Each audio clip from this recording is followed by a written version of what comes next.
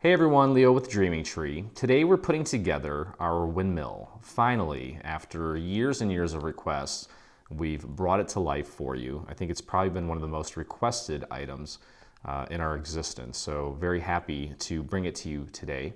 And this is definitely one of our statement pieces, just based on, I guess it's not really that complex. It's not going to be hard at all.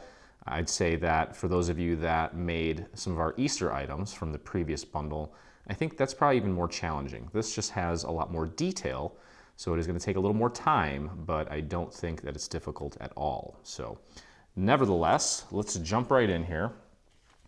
And we're going to begin, I'm going to kind of construct this thing from the ground up. Okay, so in front of me here, I have the pieces required to create the little base. Okay, and this is the bottommost piece. I've already pre-folded everything. And what we're going to do is begin constructing it, making it dimensional. And we're going to achieve that by putting glue on these little triangular tabs here and gluing them to the neighboring sides here. So you've got the triangular tab there. We're going to tuck that behind the neighboring wall and just press and hold that in place until it sets. Okay. And as we progress through this project, just keep in mind to go easy on the glue wherever possible. You don't want to overdo it. You're just going to end up spending a lot more time waiting for things to dry if you cake it with glue. So wherever possible, unless I specifically mention it, try to minimize the amount of glue that you use on any given area. Okay, especially these tiny little triangles. And in this case, I'm kind of using the nozzle, the tip of the nozzle, to kind of spread that glue out and even thin it out. And if there's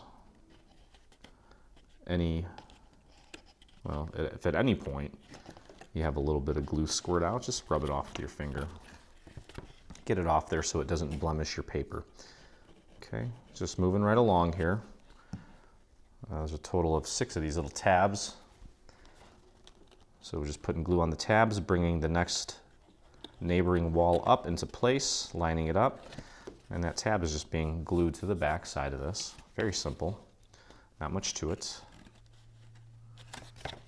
And moving right along here.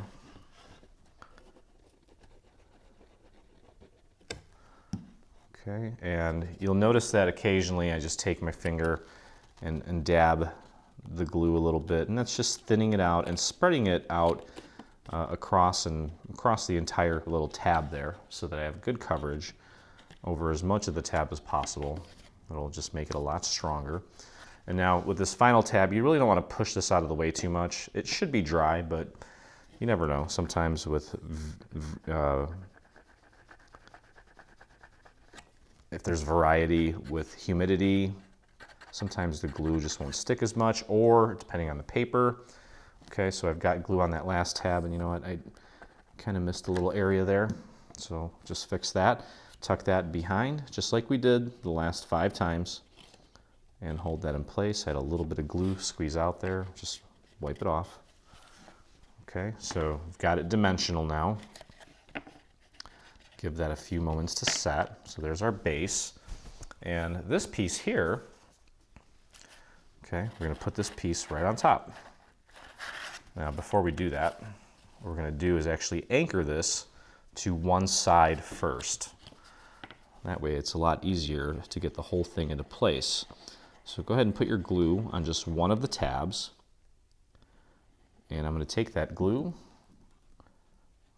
that's on that tab and spread it all the way out to the very, very edge of that tab. And then take your piece, this piece here, and just get that nice and aligned right up to the edge so that the glue pretty much disappears, and make sure that it's centered. And press that down into place. Should line up nicely. And hold that down for a second right along that edge. And then you can kind of flip it down and press down on the rest of the tab to make sure that the rest of that stays in place as well. It's always good to do things like this is if you try to put glue on all of these tabs and then get it in place, it makes it a lot harder. If we just do this one and then the rest of them, we can literally just bring this down. It'll fall right into place and make it a lot easier to get this on there more accurately. Okay, so we're going to be very methodical about pretty much everything we do here so that we can end up and achieve the best possible result. Okay, so we've got the one tab anchored. Now, because we have 5 tabs, we do want to work a little bit quicker than we did on that one tab. And since we do have 5 tabs, it's okay if you throw a little extra glue on these tabs so that it doesn't dry out so quickly. It'll give us a better chance of everything kind of falling into place the first time around. Now, very quickly, not like the flash, but you want to be efficient here. Spread that glue out to the very end or very edge of the tabs. Okay, and then we're going to take this and bring it down, and you're going to focus on lining up this side. So get that nice and centered. By doing that, the rest of it usually will fall right into place. Now, if you notice that these walls are sticking out a bit, just give them a little nudge in. It's very common. Nothing wrong with that. Okay, the rest of it should just kind of fall into place. And if for some reason things don't all sit nicely, if all the sides don't sit flush, we can always go back in and use a little painting method to glue those areas down. I think I did a good job here, but you never know because it is a lot of surface area to cover. So don't be discouraged if you don't get it the first time around. Not a big deal. Okay, so I can see here, got a little area that's not completely flat. That side looks good. That side's sticking up a bit. This side looks good. So 3 out of 5 ain't bad. This is where we grab a little scrap piece of paper and throw a little bit of glue right on the very corner and literally just take it and tuck it in between the little area where we didn't make the best contact. Paint that glue on the underside and then just press and hold that down for just a few moments and let that set. And then it'll be nice and flush, just like that. Very simple, and it doesn't even take that long. And I've got another side here. I'll apply a little more glue to the very tip of my little scrap piece. Paint a little bit of glue there and press and hold that down. Okay. And I kind of like working, especially on a project that has a base like this, working on the base first,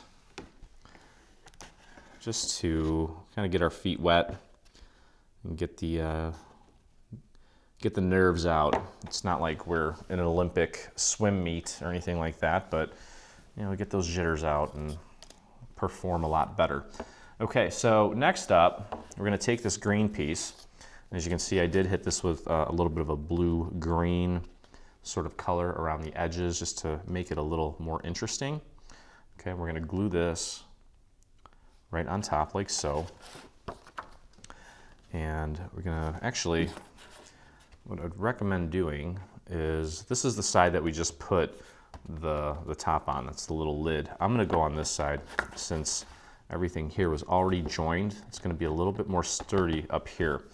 So let's flip it over. This is the lid side. This is the side that was already built into the structure with the walls.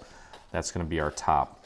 If you don't do it that way, it's fine. It's not a big deal, but I just think it'll be more sturdy this way. All right, so now we're going to take our glue and we're going to glue this to the top. And you don't want to warp this paper too much, so what I would suggest doing, you don't really need to put a lot of glue on the interior. Let's just focus our application here on the perimeter. If we get the perimeter installed and glued down, the inside's not going to go anywhere. We don't really need that extra glue to reinforce it. It's really not going to go anywhere. So focus your efforts on the perimeter here. You can throw a little bit on the center if you want, but I don't even think it's necessary. Okay, so line that up nicely. Get it nice and centered. give it a kind of nudge it around wherever it needs to go to fit on there perfectly. I think that's a good job. And if by chance we have a little area that isn't sitting flat, well, you guessed it, we can just paint a little extra glue under that area to make sure that it does sit nice and flat. Okay. So I would say this is, for those of you that made our castle, I don't think this is going to take as long as the castle since there's not as many sections and segments, but there are quite a few little details, so especially with the shingles on the roof. So definitely going to want to take your time on that. Okay, so this is essentially what you want it to look like. I've got a little area there on one side that is kind of sticking up, so I'm going to take my little scrap piece and just paint a little bit of glue right on that section there and press that down. Most of this is probably going to be hidden by the next few elements that we're going to install, so you could probably leave it alone, but I'm just trying to show you what you can do to really make this as pristine as possible. Okay, I may be going a little overboard here with the cleanup. I think that's fine. Okay, great. So we've got the grass part down. And now what we're going to do is we have these sections here. This is AC vanilla. This is going to get glued down like so. Okay. And this is kind of like a little doorstep for, well, the windmill.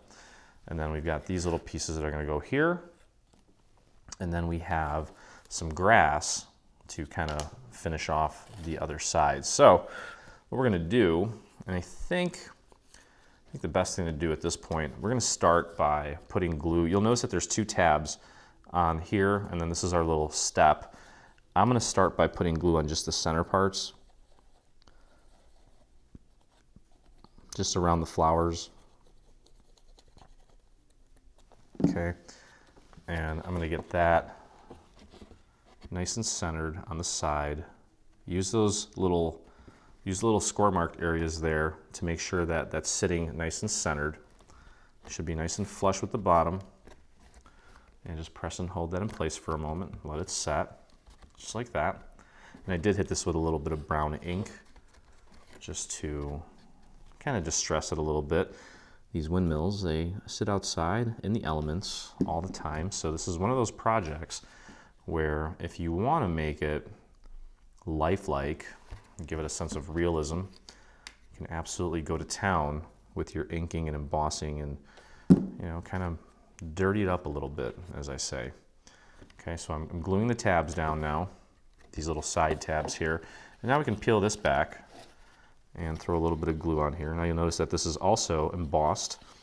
I used my Sizzix tiny dot embossing folder on this, and I had a customer, one of our dreamers, contacted me about this, I think over text, not that long ago, asked if I knew where she could get this, and I think they discontinued it, but there is another brand out there that makes something very similar, so I would look into that. Just do a search for tiny dot embossing folder, and you can find it. Okay, so we've got that in place, and now we're just going to finish it off with these two strips. One's going to go here, and the other one's going to go on the other side.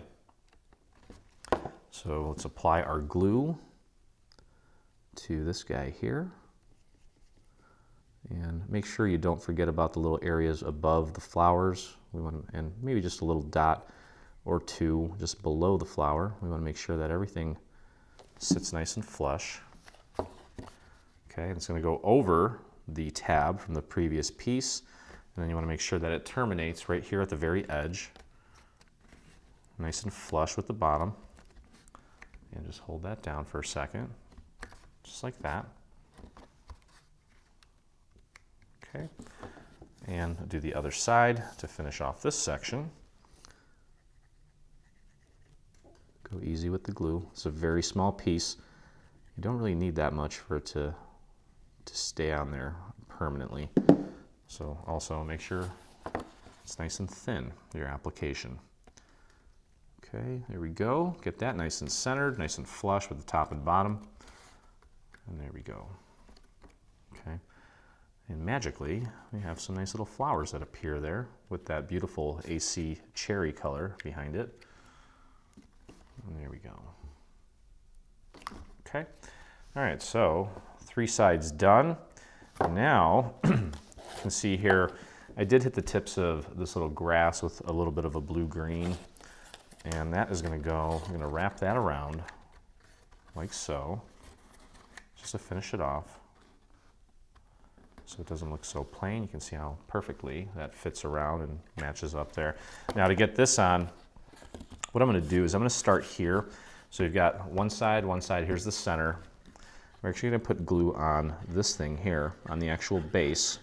Because if we were to put glue on the grass element, we wouldn't know where to stop. And might get some glue in a place where we don't really need it. So I'm gonna start in the center and get that right on there. Use the little folds there as your guides to make sure you've got it nice and centered. And then press down, making sure that it's nice and level with the bottom. Okay, press and hold that down for a sec. And actually you can put that on its side like so. Flip this over and we can apply glue to the remainder of this side. And then fold that over, again making sure that you keep it nice and aligned with the bottom. And hold that in place. And then finally go over here, apply your glue to the last side. And close it up.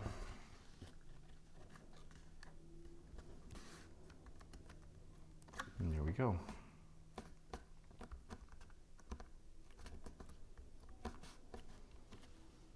Okay. All right, so I believe that is it for the base. Now, once we actually get this all constructed, I'm gonna take a little dowel and I'll take I can show you right now. I'll be doing this off camera later, but I wanna show you the technique. Just take a little dowel and you can take and kind of curl some of these grass blades back so they're not so boring and just sticking straight up. Bring them to life a little bit. You can skip one, leave one straight. You can even bring one in towards the center if you'd like. That's fine. Whatever you want to do. It's yours. Make it yours. And there's the base. Okay? So the base is ready for our main structure here. Next part's pretty easy, and that's what we're going to do next.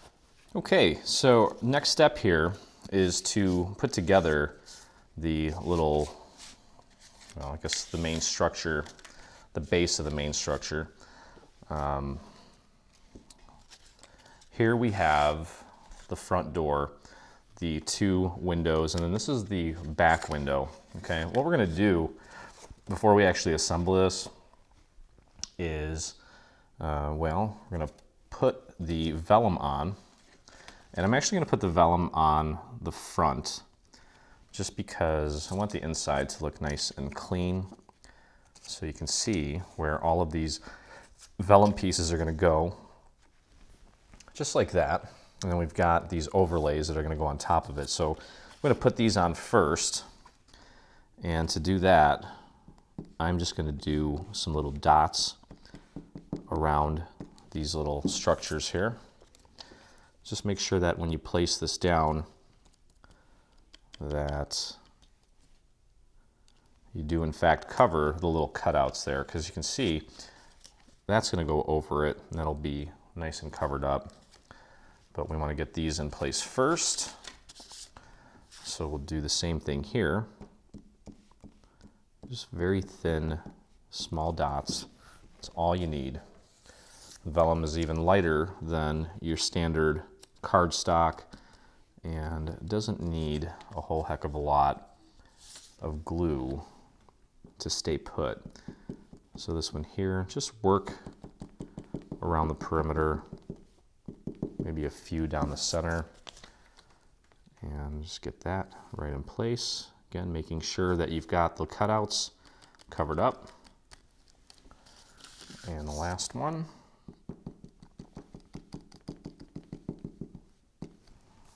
Just like that. Okay.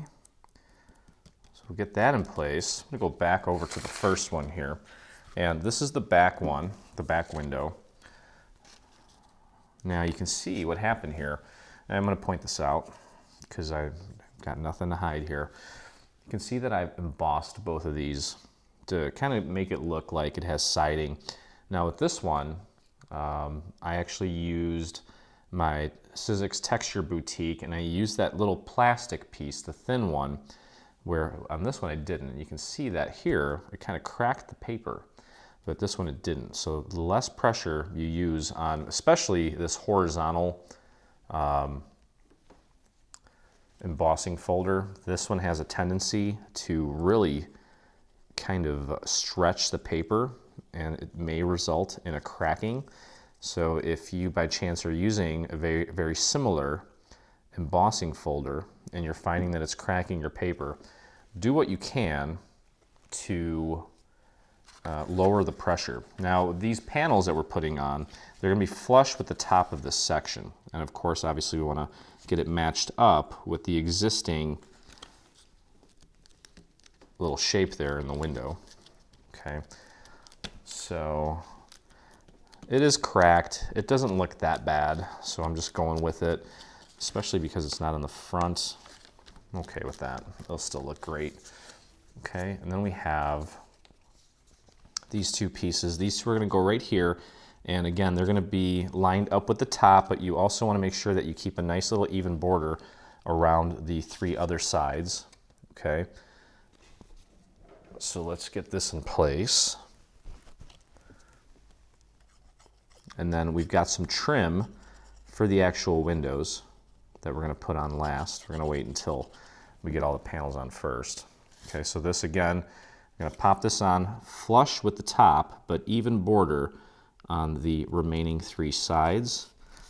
And you should be able to kind of run your finger along the top and feel that it's nice and flush up there. Okay, we'll do the same thing with this one.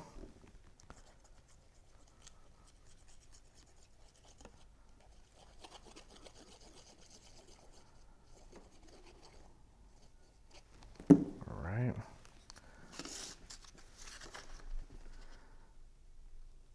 So these two sides on either side of the back window are the panels that don't have anything cut out of them, obviously, since there's no window.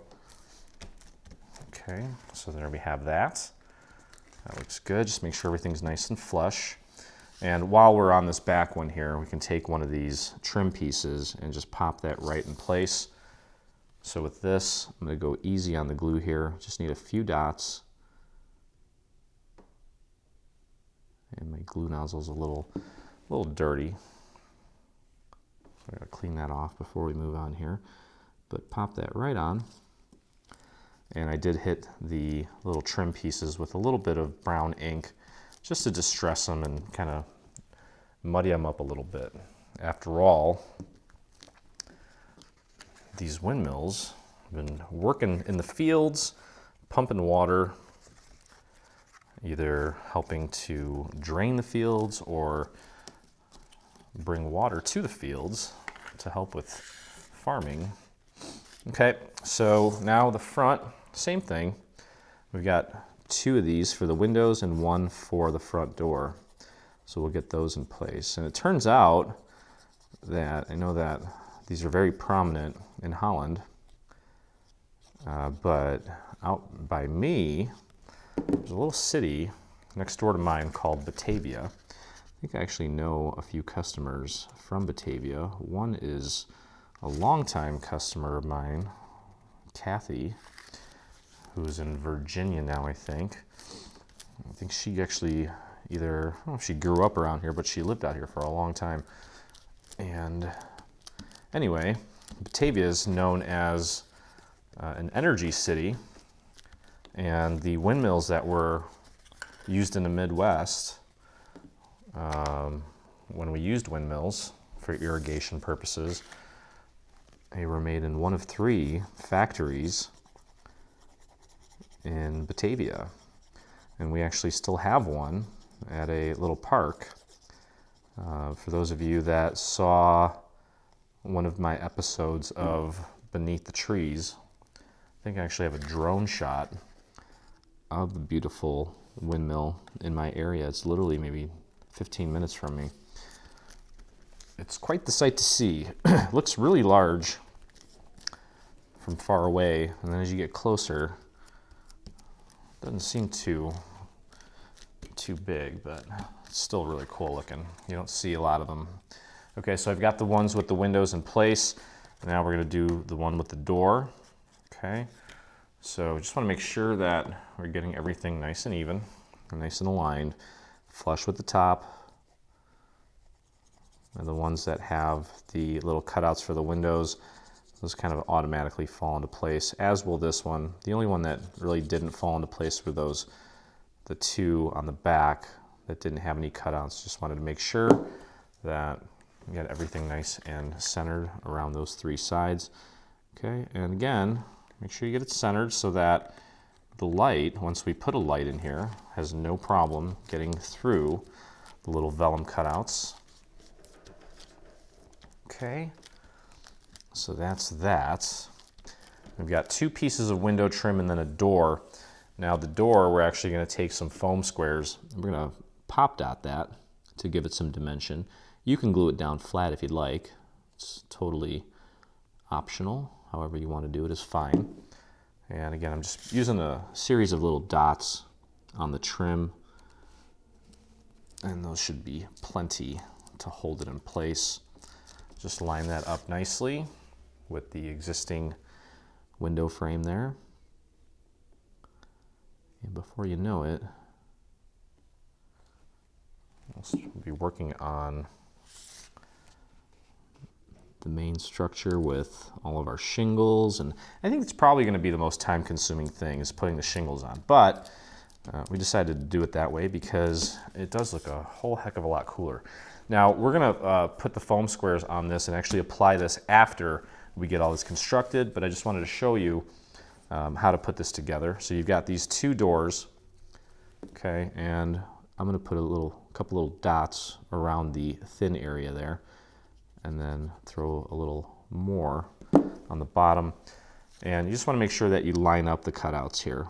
So that is goal number 1, to get the cutouts lined up, and then it should be flush at the bottom. And that's how you know you've got it in the right section, or in the right spot, I should say. We'll do the same thing with the other one. Don't worry about lining them up together. Focus on lining it up with the cutout and the bottom, and then they'll fall into place exactly where they need to be. There should be a tiny little sliver of a gap between the 2 doors. Just like that. Okay, and again, I'm going to put some foam squares on this, and we'll put this into place here once we actually have this put together. So, speaking of which, it is now time to do that. So what we're going to do is we're going to take these 2 pieces and connect them together using this tab. So go ahead and apply your glue to this tab here. And we'll spread that out nice and thin. Put that down on your surface. Much easier to work that way. And line those up. Make sure the top here is nice and flush. Should literally be able to take a ruler or something, and it should be nice and even there. Press that down. And then what I like to do is take it and fold it at that seam where we just connected everything. And take a look at these tabs. You can see these tabs are sitting right on top of each other, almost as if you can't see the one below it. And that is a good indicator that you've got this very precisely lined up. And that's always a good thing. Okay, so next we're going to take and close this up by applying glue to this tab. So let's do that. And spread that glue out nice and thin. I went a little heavy with the glue there, that's okay. And the beautiful part about this is you can literally lay this down flat, bring this other side over, and it should match up exactly where it needs to be. Got a little extra glue that kind of seeped out of there. Press that down and give that a second to set.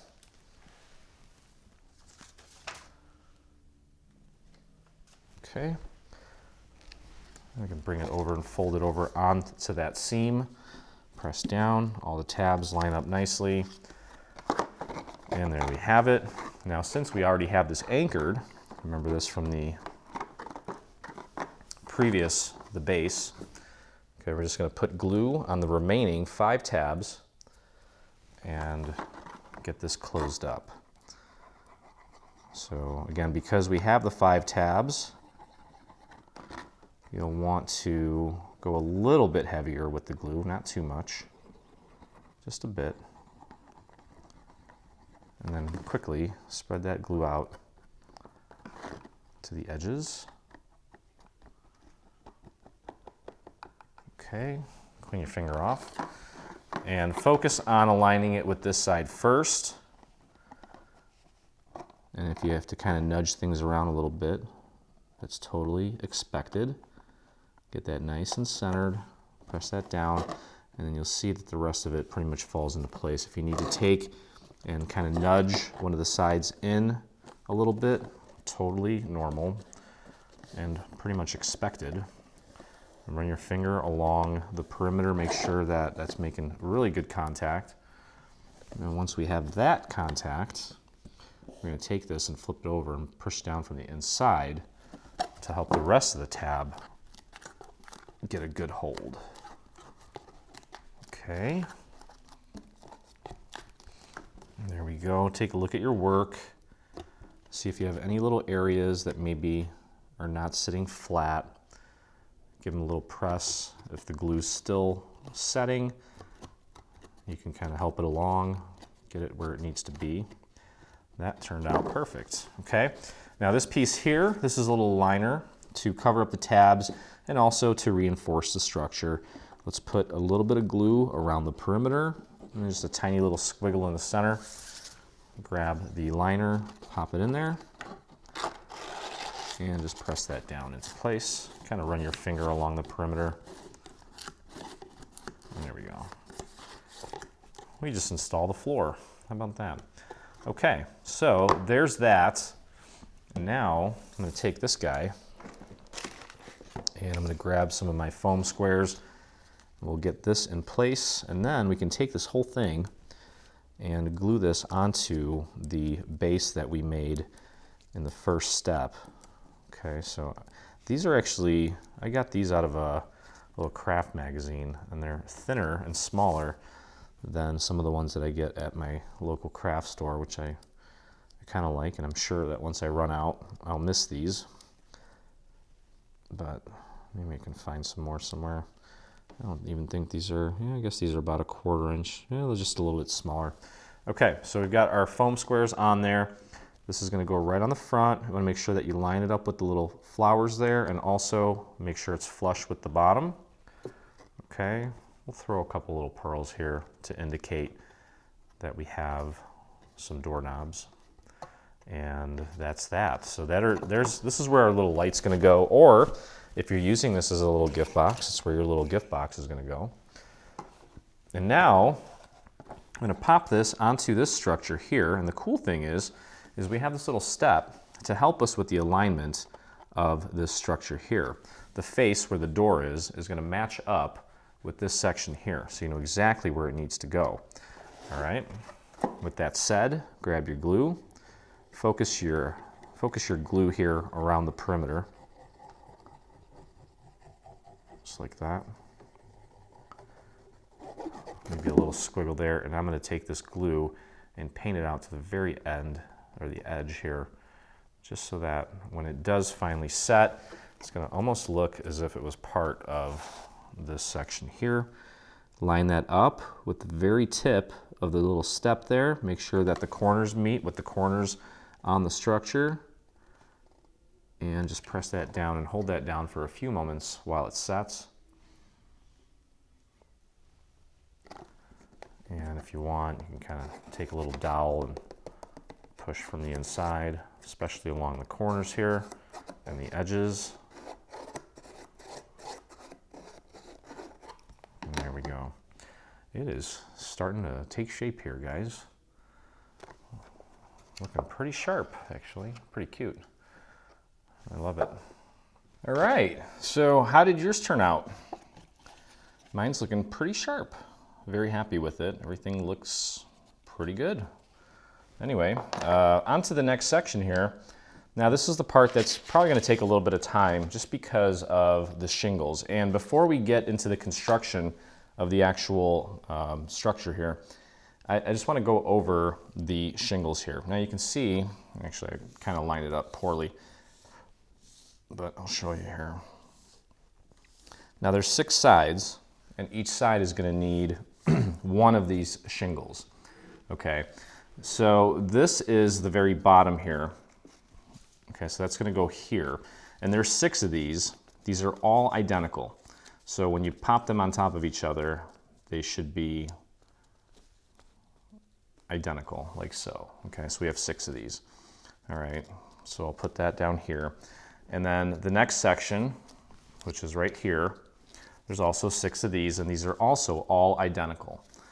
Okay, so you can see how they kind of taper and get smaller as you go up. This is what I want you to do. I want you to lay these out like so. Now these 6, if you don't look at the detail on some of these, because there's a cutout, these are all identical in size, but you'll notice that 3 of them have this tiny little cutout. Okay, and that's for the bottom of the window. Okay, because we don't want to block the window. So find all 6 that are this width and that have 5 little scallops on them, and you're going to have 3 that are like this, and of course there's 3 windows, so 3 of these are going to look like that. Okay, and then the next size, again, we're going to have 6 of these, same width, same number of scallops, same overall shape, except that 3 of them are going to have this little cutout for the window. That's going to go up here. Okay, so I'm just kind of making a stack of all the ones that are the same. So this one here, we have 6 of these again. Now this is the only exception where you're not going to have 4 scallops.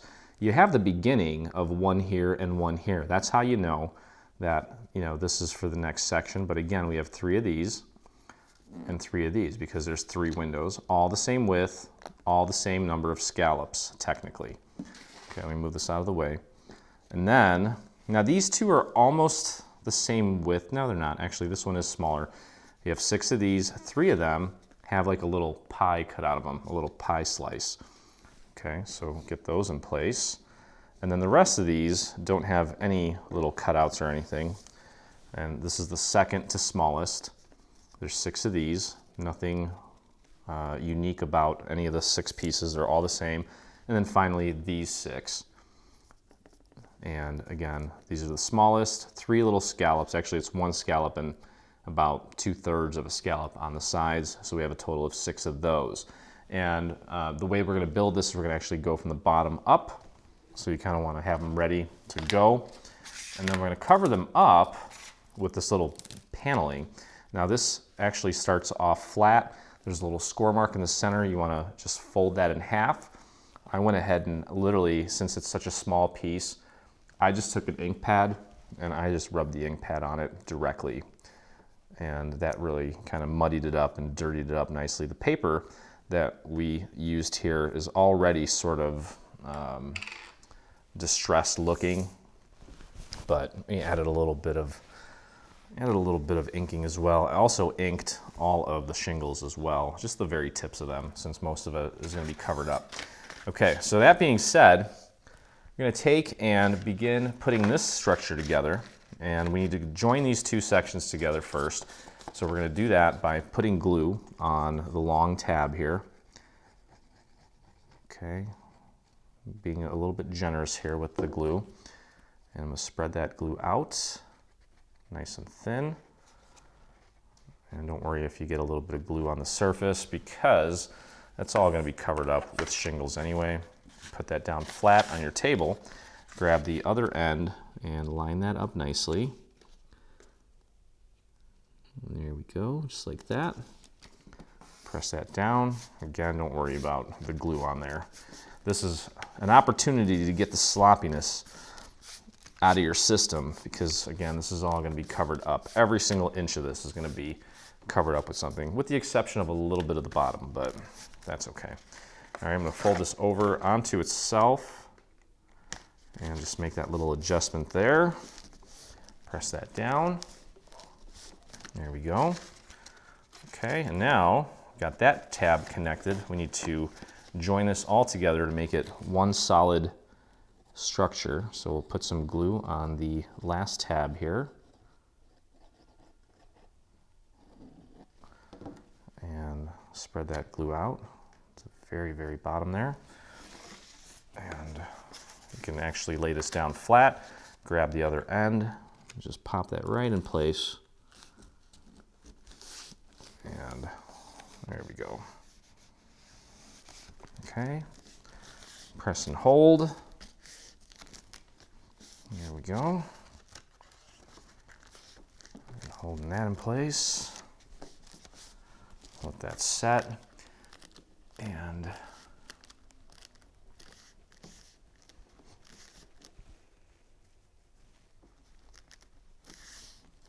we go. Okay, so now I'm going to take and I'm going to close this up at the top to help it keep its shape better.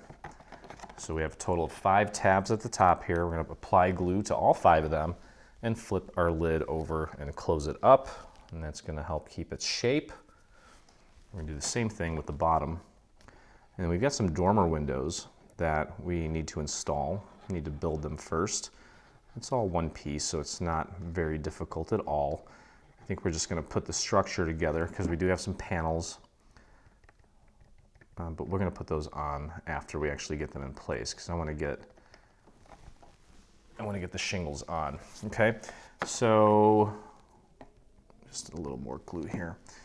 All right, so we're going to flip this closed and we're going to focus on this side here, the side opposite of the side that is already anchored. Get that nice and centered first, and then hold that down. And if you need to kind of nudge the walls in a little bit, now's the time to do that to get that nice and aligned. And press and hold that down, let that glue set, because this is where we're going to be putting the actual spinny element on there. What is that called, a turbine? I guess it's called a turbine. My windmill anatomy is not on point today. That's okay though. Okay, so keep holding that. If you want, you can flip it over. If you have a dowel handy or something long, you can press down on the tabs from the inside to make sure the rest of those tabs are making good contact. Okay, and there is a bottom piece, this guy here, that we need to put on, but I think for now, to give us a little more access to get the dormer windows in, I'm going to put that on last.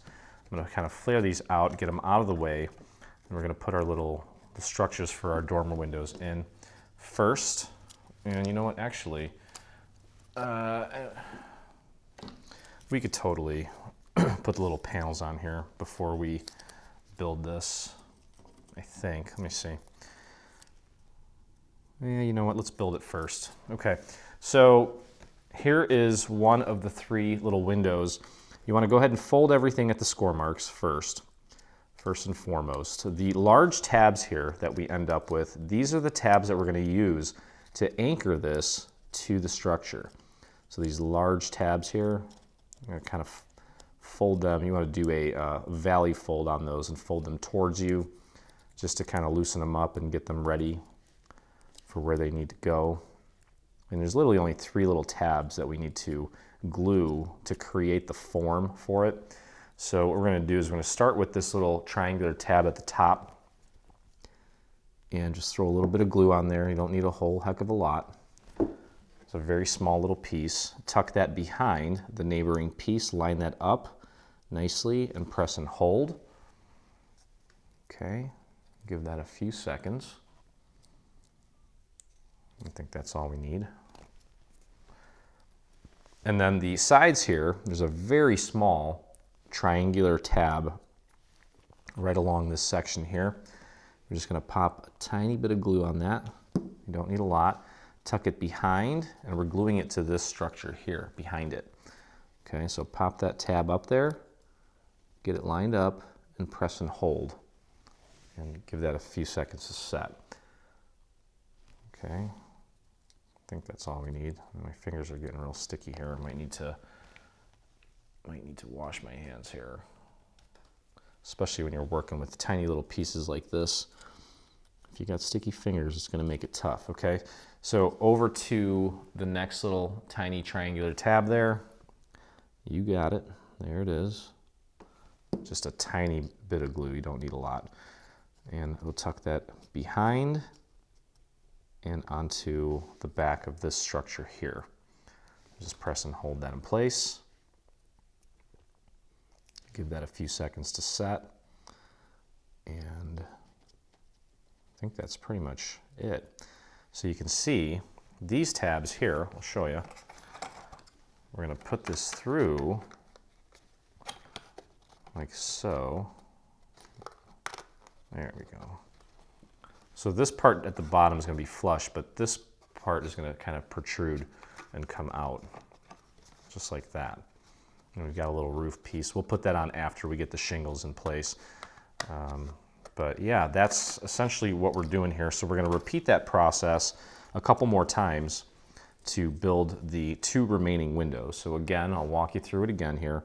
We'll start with the larger triangular tab here at the top. Go very thin with the glue, make quicker work out of this.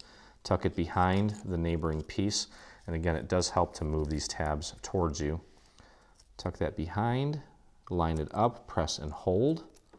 Give that a few seconds. And then we just have the 2 small triangular tabs on the sides of the window.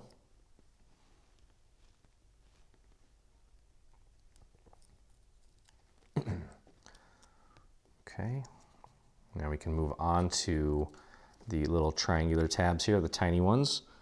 Literally just a little drop of glue will do. I wouldn't overdo it. Kind of dab that with your finger and then tuck it right behind. Get in there. It's a small little piece, but you can do it. Get that tab right in place, just like that. It's looking good. Now, one other thing that we're going to need to do is put a little bit of just a tiny little piece of vellum on here as well, so that when the light shines through, it's consistent with the rest of it. Okay, so last little tab here. Throw a little glue on there, tuck it in and behind this section here. Just push that up against the inside, press and hold. Okay.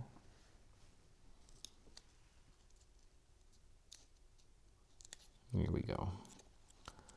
And again, it does totally help to flare these out. Gives you a better idea of what the structure is going to look like when all said and done here. And mine actually, because I was moving that tab around, mine came undone, so don't do that. I gotta fix that real quick.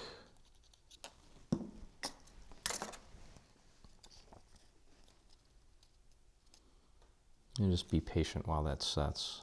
I got glue on my finger now. There we go. All right, just be patient. Try not to jostle it around while it's setting, because that tab is very small.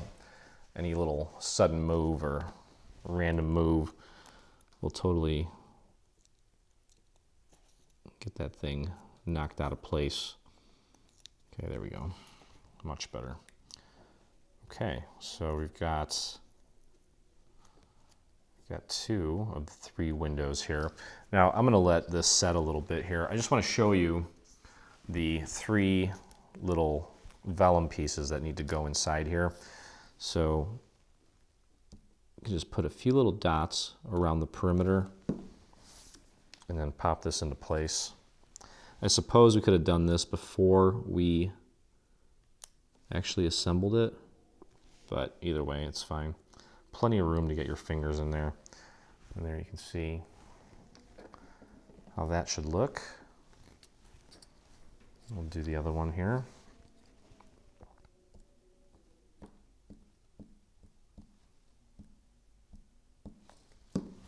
Okay, and pop that into place. Just make sure you're covering up the entire cutout area. There we go, just like that. And this one, we'll just do this one while it's still flat. And again, you know, sometimes I just kind of skip around in some ways. Not always, but sometimes. You don't always have to do things in a specific order. But if you do it in the order that I do it, typically it does make it a lot easier. Okay, so before we put that one together, I also want to show you here that we do have this little panel that's going to go on just like so. Now, obviously, it's very easy to figure out where it goes because you want to make sure that you pop it right on top over the little cutout. So go ahead and get your glue on this section here, on this little overlay, and pop that right on top. Make sure you're covering, or you're actually aligning it with the little cutout where the vellum, the little hole is for the window. There we go, just like that. Okay, and then we've got a couple more here. Still need to put that last one together.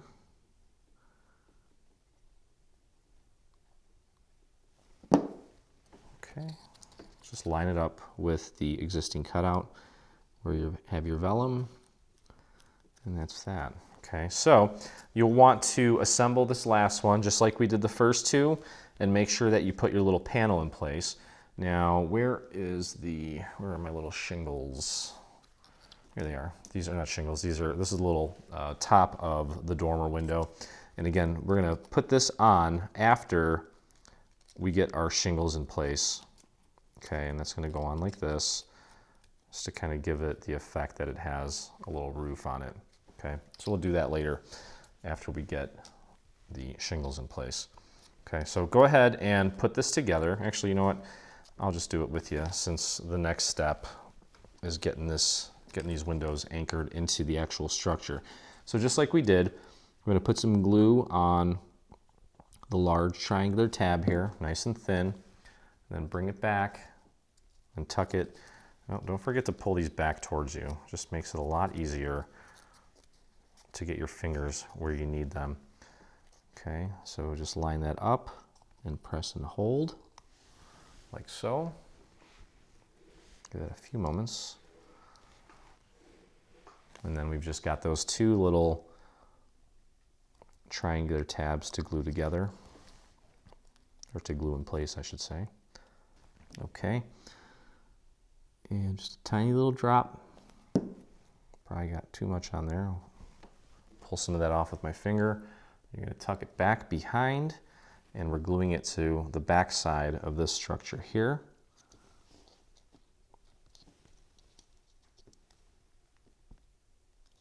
Okay, just press and hold that in place. And because it's such a small little piece, even if you don't get it perfect, we've got the little roof part that's going to cover it up, and it'll look fine. Okay, so there we have that, and that just leaves this last little triangular tab, tiny little guy here. Just a nice little drop of glue, tuck that back, and up against the inside of this top section here. And just press and hold that down.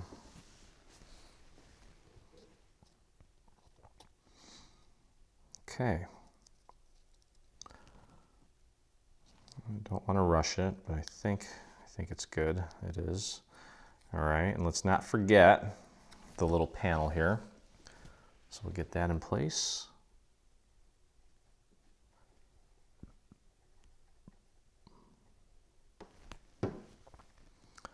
And next step here, we can get these installed and then begin with our shingles.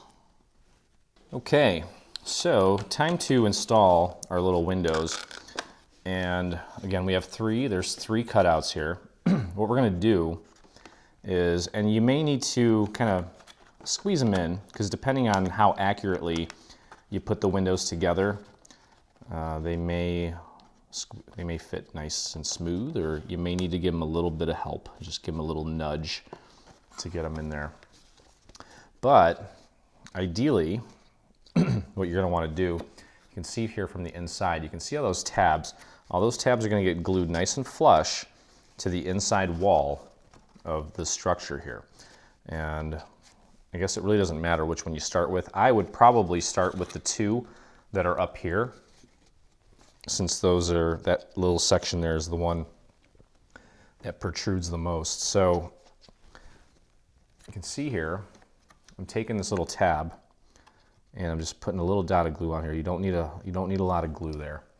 Okay, so you see that tab there, and I'm gonna use a pencil or something so I don't have to block it with my hand. But we're gonna take that tab and we're gonna push it up against the inside here. And while you're doing that, make sure that this is coming out all the way, and just kind of press that between your two fingers here.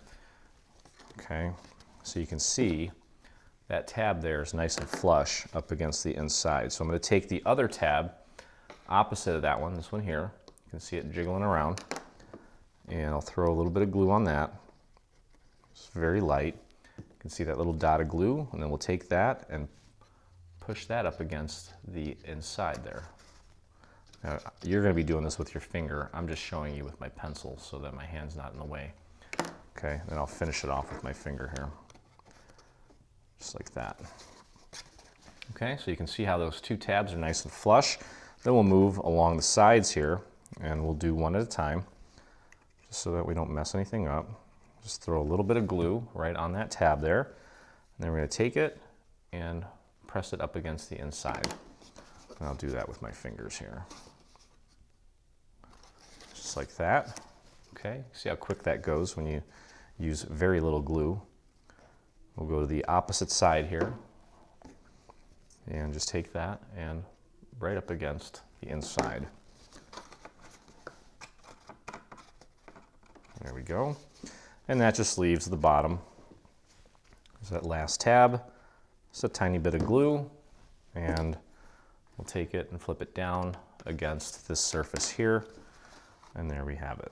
A nice dormer window installed. Boy, I wish it was this easy to build a house. It would probably make more money. All right, so same thing here. Just pop that through. There we go. That looks good. And same thing. Start with the top two tabs here, this one and this one. So we'll fold that over, get it ready for some glue. There we go. You can see the glue on there, and fold that over onto the inside. And I'm just going to press from the outside. It's just easier. Okay, here's the next tab here, right there. Throw a little glue on there and fold it over onto the inside wall. Okay, so we're getting there. And see, we didn't put the bottom on, and that definitely gives us more room to get our hand in there. It makes this process so much easier. Okay, throw a little glue on the next tab here. There it is. And we're going to fold that over onto the inner or the inside of the wall here. Press and hold. Now you notice that I'm not spreading the glue all over the place. It's not really necessary. This is just structural. It's not really going to be seen. Okay, so we've got glue on that tab, and we're just going to fold that over onto the wall there. There we go. And what happened here? Wait, what? Oh, okay. Looked like I already glued it down. Last one, fold that down and press that into place, okay? So I don't think I need to show you this one again. I've already showed you twice. I'm going to do it on camera though. There we go. It's poking all the way through and starting at the top. I could probably at this point, maybe I'll just do one at a time. So anyway, what do you guys think so far? Definitely not challenging. I mean, it's fun. Not one of the hardest things we've done, but again, a lot of little details. But as they say, Rome wasn't built in a day. So, you know, good things take some time. And this is definitely going to be one of those statement pieces. When your friends and family see it, they're going to be like, wow, there's no way that's paper. And I'm guessing that somebody is going to figure out a way to put a motor on this thing. I wouldn't put it past you guys. You guys are pretty incredible. Okay, last one. Popping that in place. There we go. Okay, all three dormers are in place now. Wonderful. Okay, so all that's left now is to put the bottom on, and that's going to help this thing maintain a nice structure.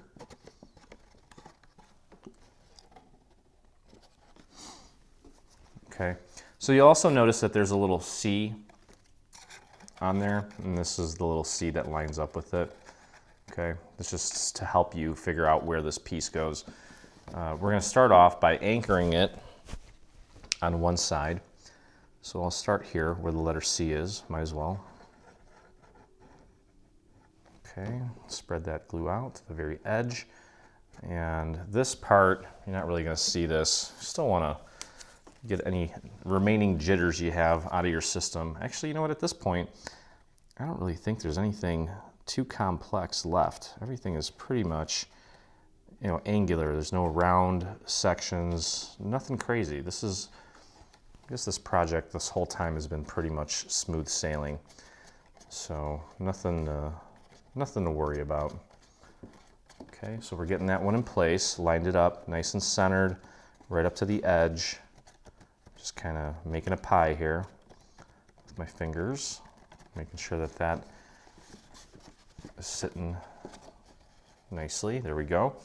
And then, just like we did a couple times already, we've got 5 tabs that we need to cover here. So you can go a little bit heavier with the glue here, since we don't want it to dry too quickly. So we've got a lot of surface area to cover here. And spread that glue out to the very ends here, or edges I should say.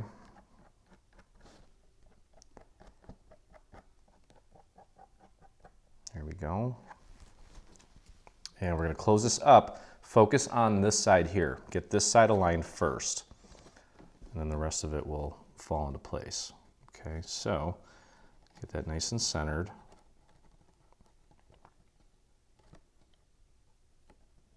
Like that. You can stick your hand in there, fingers in there, and then get the rest of it in place before that glue sets. Work the edges first, and then we'll get the rest of the tab in place by sticking our fingers in there and making a pie. That's kind of how you make a pie crust, right? I haven't made a pie in a long time, so. I did get my garden going already though, especially the cold weather stuff. Now I can see already that there's some areas here that I'm not very happy with as far as how they're making contact. So I'm going to use my little painting method to add a little glue to the areas that are not flush, even though I'm probably not going to see this part too much. Most of it's going to be covered up, but I'm still want to make sure it's nice.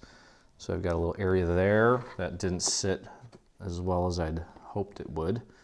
So I'll just add a little extra glue and press and hold that down for a few seconds. Okay, that side looks good. That side's sticking up badly-o. It's okay. You can always fix a lot of things. Here we go. Just paint a little glue in there and press that down. and just hold it. Okay, working my way around here. Let's see. Yeah, I'm gonna clean that up. And sometimes even if you've got a very, very thin little gap, you can actually put glue right along the very bottom edge of your paper and just kind of poke it right in there. There we go. Be surprised how little glue it takes to get things to sit for you. There we go. And that is super flush, super fly. Okay, a couple more little areas that I want to tidy up here, and then we can begin putting our shingles on. And this is the point where it's really going to start kind of coming together and looking like a finished product, because after that, you just have the actual turbine part to put together, which is mostly just paper piecing. There's a little bit of hot glue action that will happen, but again, it's not really rocket science, mostly layering and then just making sure that everything stays together. There we go. Beautiful. See, I love taking my time and making it right. This is the part here where I really zone out and get into that crafty Zen mode, because I'm really focusing on really minor details and my brain stops thinking about everything else. And it's part of the idea anyway, using this as kind of a therapy. At least to me it is. I'm sure many of you can relate. All right, so I'm going to use a fresh scrap piece here, throw a little bit of glue right along the edge. I've got one more little section here that I want to tidy up before I move on. Just like that, and then press and hold that down. Okay, looking good, nice and solid now. There we go. Okay, so as I mentioned, we're going to begin putting the shingles on from the bottom up. Okay, so just remember when we get to a certain point with the windows here to grab the correct piece, and I'll make sure to remind you. But we do have these handy little score marks here to help you with the placement of each section, so there's no guesswork here. And now once this is all done, we're actually going to take and kind of flare these out a little bit. If it's easier, you can definitely flare them out now. I wouldn't even bother flaring the little scallops on the edges out, because those are going to be pushed down with the little trim piece here. But if you want, you can flare out the middle ones on all of these sections. Okay, so this is going to be pretty straightforward. You don't need to put glue on the entire area here. I would just focus on putting glue on maybe the first third of this. Okay, and I wouldn't even worry too much about spreading the glue out to the very edges either. I don't think it's necessary. Okay, so I'm just going to line that up. You want to kind of get that flush, or just literally right on top of that score mark, so that you're barely hiding it. Okay, but also just make sure that you have it centered. Okay, so there's the first one. Now, at this point, it's kind of up to you. If you want to work one section at a time, you can. But I think what I'm going to do is I'm just going to go around in a circle and just do each layer from top to bottom, or bottom to top, I should say. Just to kind of do it in a circle and get them all done. Okay, so again, for each of these, we're just doing maybe the first third as far as the glue goes. Okay, and get that nice and aligned. There we go. And you can see there's a gap here, but of course, we already thought about that. We're going to cover all that up with a nice little trim piece. We're going to do that at the end. Okay, so again, working with the largest piece first, and I think this does make the most sense to go around and just do each section first, of the similar size, I should say. I think that makes the most sense. Okay, get that nice and centered, and you literally just kind of want to hide that tab barely. Don't go too far over. There we go. And once we kind of get into the groove here, this is going to go very smooth for us. So anyway, as I'm doing these sections here, as I move on to the next section, I'll make sure that you're on top of where we are and what we're doing. But I'm very excited that we're moving into spring finally.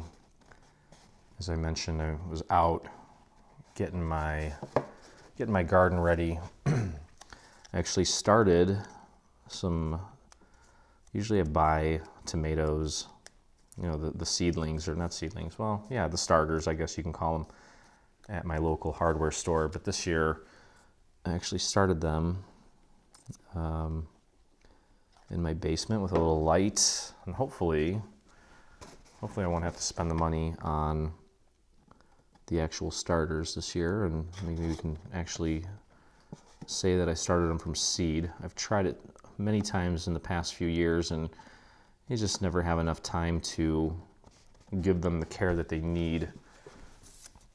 I found a couple. I found this this self-watering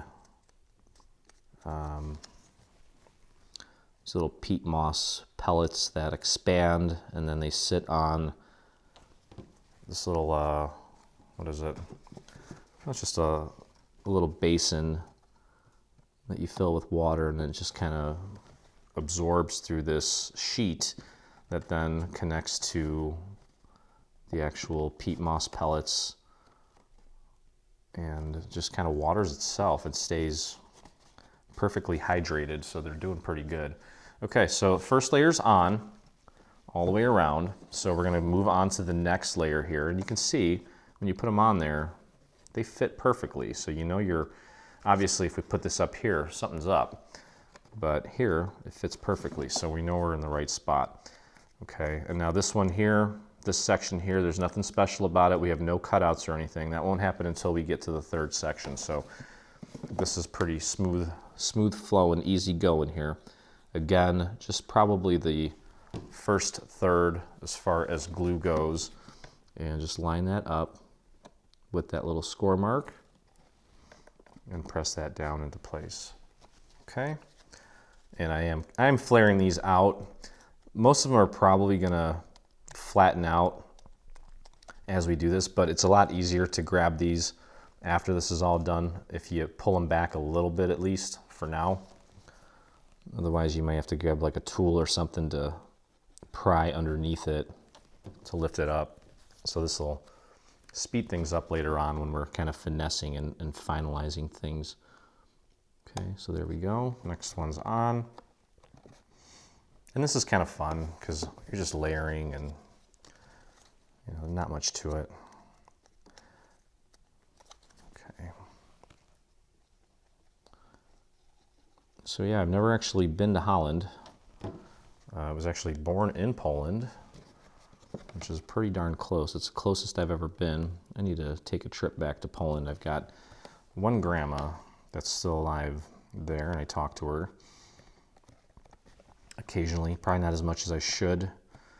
I can still speak a little bit of Polish, but when I talk to her, I got to bring up the Google Translator because I can understand her, but I don't speak it as fluently as I'd like, but it's okay. I bet if I go there for a week or two, I would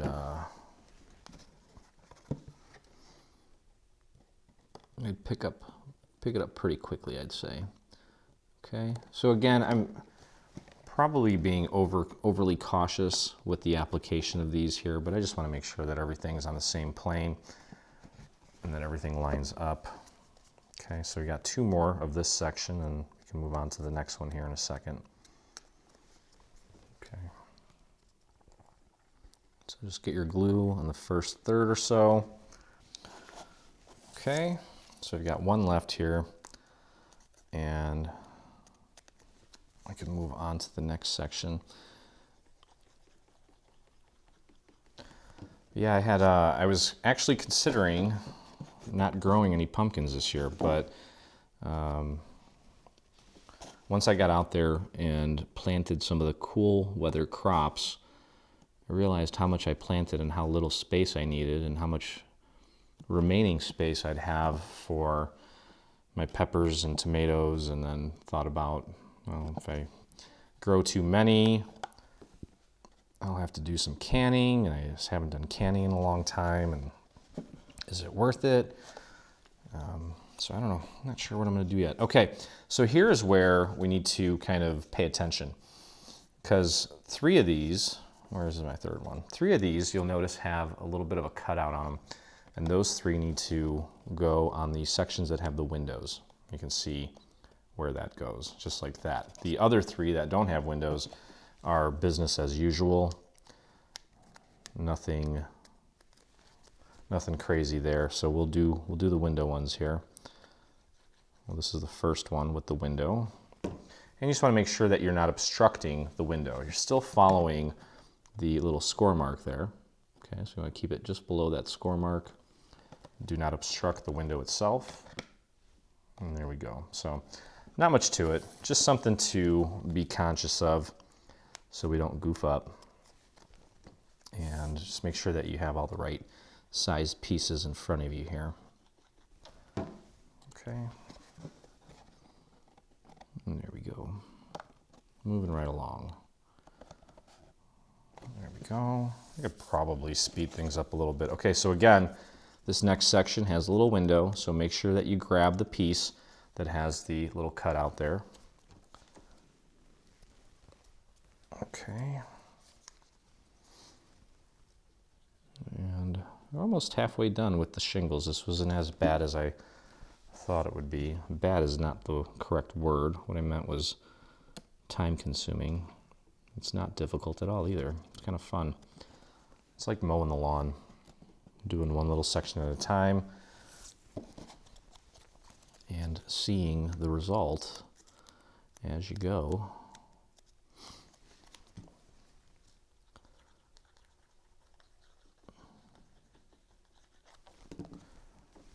And there we go. Next one. And again, don't worry too much about, obviously you want to make sure you get it centered, but don't worry about them meeting or touching. It's all going to be covered up with our little paneling. Okay, this one here is a window. So again, make sure that you grab the piece that has a little cutout. There's only 2 pieces left for me, one with and one without a cutout. Obviously you want to grab the right one. And pop that in place. And again, don't obstruct the actual window itself. You want to just make it nice and flush. There we go. Okay, last one on this size. Then we'll move on to the next size here in just a moment.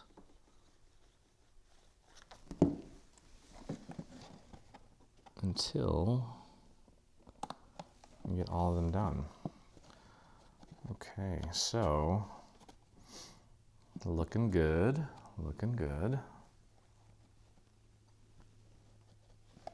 Okay, all right, so next section here, I'll pull these out, and you can see here that this one's gonna go around the window like that. And again, you wanna kind of make sure that you're not obstructing the actual window itself, but at the same time, don't bring it down too low to where you can see the previous layer of shingles. You wanna kind of just get that flush right on top of the previous layer. As long as you're following along and using the little score marks, you should be fine. Now with this one, I think it may be a good idea to, I'm gonna get my glue, I'm gonna bring my glue down a little bit, but actually just right down here, right there, just below, above the scallop there, just in that section, because we wanna be able to pull those scallops out a little bit, but if we do that, we may end up kind of ripping it, so we want it to be anchored a little bit just at the top of those scallops. Okay, so we kind of want it to look like that. Next section here does not have a window, so I can take and flare these out and just continue the same thing where we're just doing the first third as far as glue coverage goes. Pop that in place. There we go. All right, next section does have windows. So we'll do the first third up here, and then maybe just a tiny little bit just above where the scallops, just before where the scallops start. And get that in place. Again, following the little score marks. Beautiful. Excellent. Okay. Next one. Flaring those out a tiny bit. And there we go. Oops.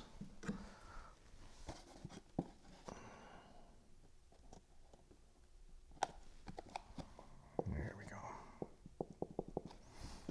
All right, and the last one with the window. We'll do the top third. And just a tiny little bit above the scallops there. Okay. There we go. Hold those in place. And the last one. I'm going to flare out those two. Remember, you don't need to worry about flaring out the ones on the very edges, just because when we put that little trim piece on, it's going to make it harder to get it in place. We'd rather just keep that nice and flat so that goes on nice and smooth for us. Okay, so we've got 1, 2, 3, we got 4 sections left. It's coming along. All right, so now this next section here, of course, we've got some windows here. This is the last little window piece, and it's going to go on just like this. And you don't need to worry about training or flaring out the little scallops at all, because the only scallops on this are the 2 on the side. So just pop that in place. Make sure that you're lining it up with the little score mark there. Perfect. Okay, we can move on to the next section. That side does not have a window, so go ahead and pull those 2 center scallops out. Get those nice and trained. And continue using little score marks as your guides. Here we go. Next one here, we got a window.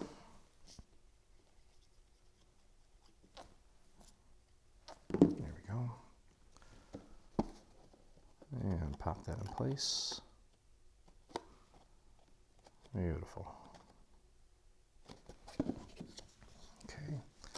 A couple more here. A couple 2 tree.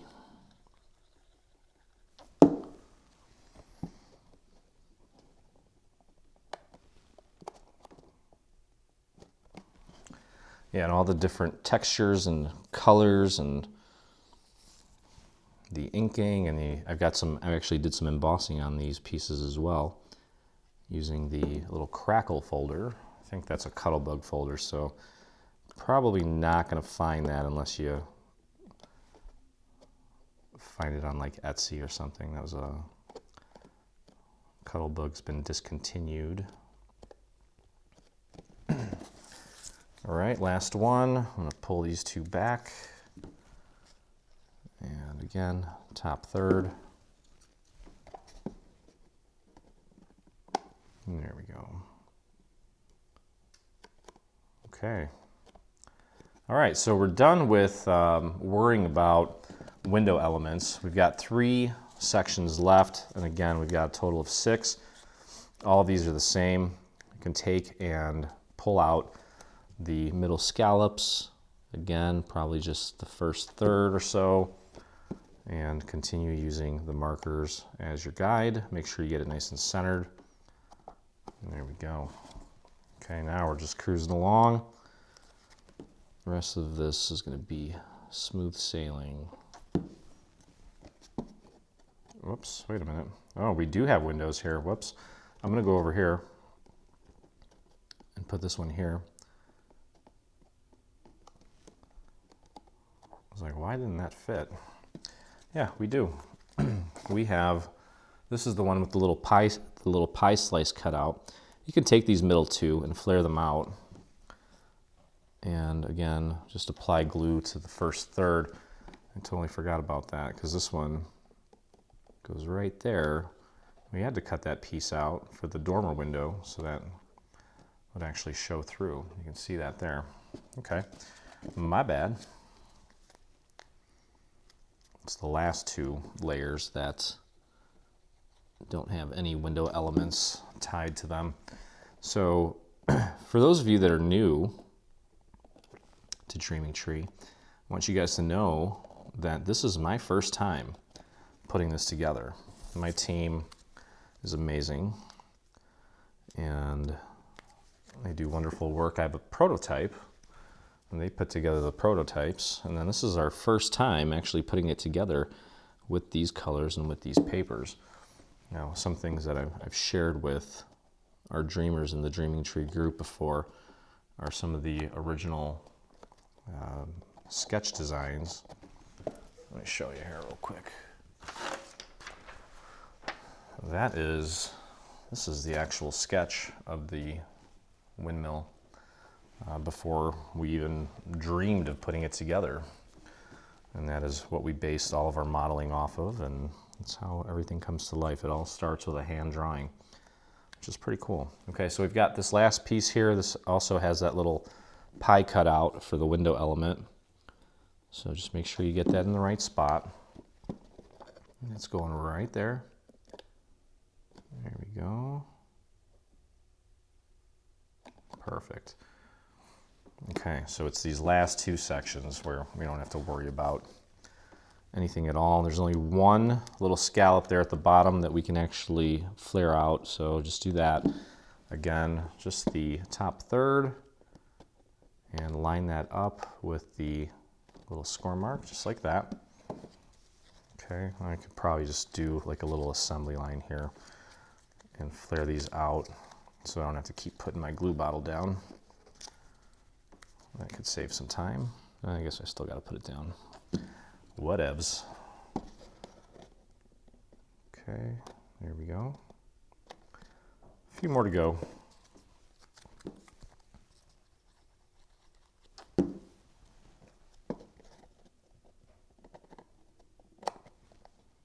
And again, just make sure that they're nice and centered so that they're not encroaching over the little fold there. It'll make it a lot easier to put our final little trim pieces on if you get them nice and centered. There we go. Okay. There we go. A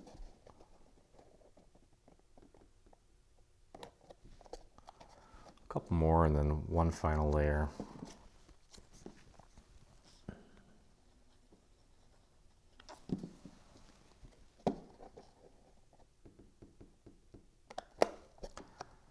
There we go. Okay, now with this last layer here, we do have one little scallop that we can flare out, again, just to make it easier later.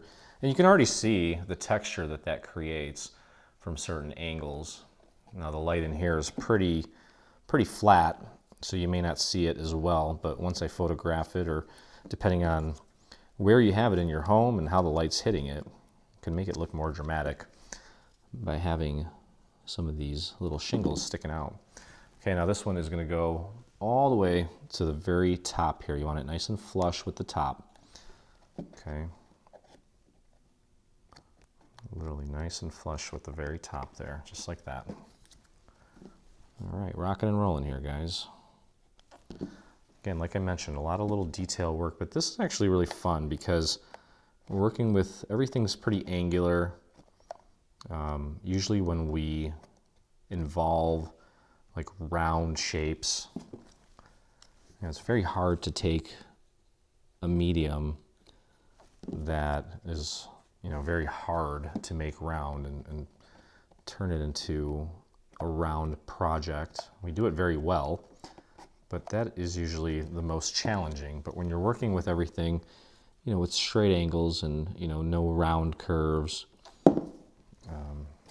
the end result, I guess, the end result is always good, but it's just a lot easier to work with things that are straight. Okay, so a couple more here. Just make sure that, again, it's nice and flush with the top. I'm using my finger to kind of feel, make sure that it's not too high up. There we go, and the last one. So yeah, that took a little bit, but you know, imagine if this was just a solid piece of paper and we didn't have all those shingles. Would not look as dramatic, but that looks really cool. Okay, so next up is, well, we've got to put our little trim on here. Okay, so best thing to do, get a feel for how it needs to sit. Okay, this is going to go all the way down to the bottom, just like that. So we're going to put glue on the inside of this and just press it down, just kind of press it down all the way down. And I'm just going to put a little line of glue in the center and then kind of open it up a little bit and spread it out with my finger, almost like you're caulking and you're kind of spreading that glue out. I think that'll do it. Okay, these are all the same.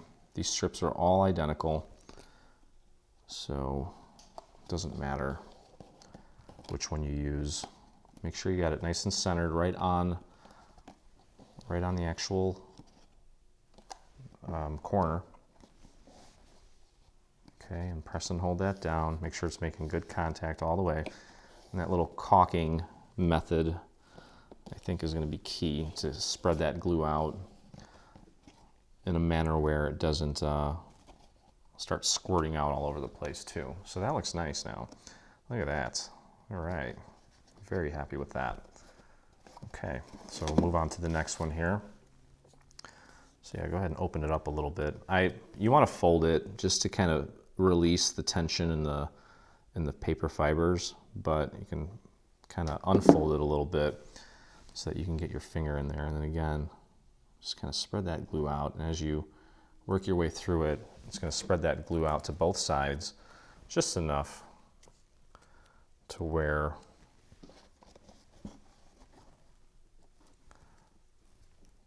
there we go. Now, one thing I want to mention here is you'll notice that on this little strip, this little panel that we're putting on, the little trim piece, it's kind of angled differently on the top and bottom. The top almost creates like a little V shape, where the bottom almost creates kind of like a U shape. Not exactly a U, it's, well actually, let me see, V. They both kind of create V shapes, but this one's kind of pointing down, and this one's kind of, here, let me draw it. I'm not explaining this very well.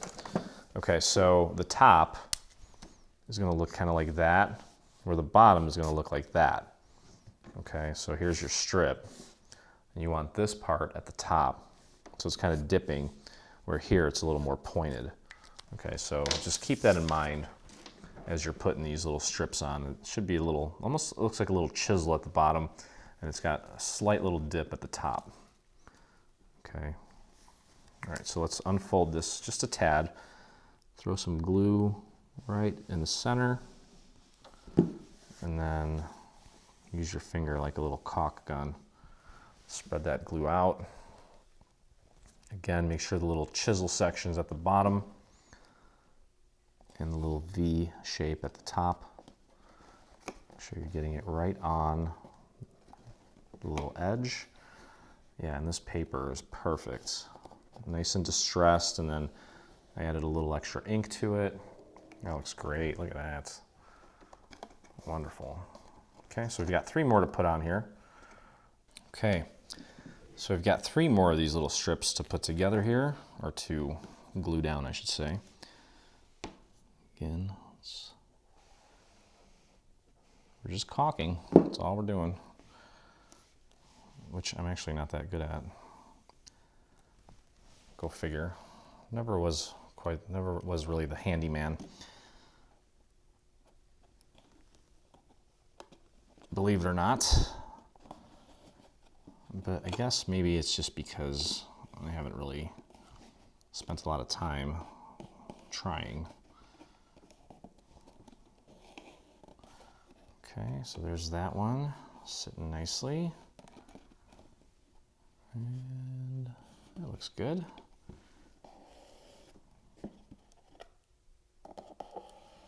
Cool. All right, a couple more to go. And we got to put our little roof piece on our windows. We'll do that next. And then I think it's going to be time to start working on a little turbine. Okay, spread that glue out nicely. Remember the chisel section, the chisel end at the bottom, little V shape at the top. Make sure it's nice and flush with the top, and you've got it right on that edge there, the corner. Just kind of run your fingers along that. Now this paper that I'm actually applying right now was a white core. So if you're not using solid score lines, which I usually never do, just because there's not a machine out there that really does it well. We use it for our cards and our envelopes, but not for any of the 3D projects. Anyway, it was a white core, so I took some extra ink and literally just hit it with the ink right on the ink pad. Didn't even use an applicator for that since it's so small of an area. It's kind of pointless. Okay, last one. Glue right in the center there. I'm just going to run my finger on there to spread that glue out to the edges. Chisel at the bottom, V shape at the top. Get it right on that edge, and then just run your fingers along there a couple times.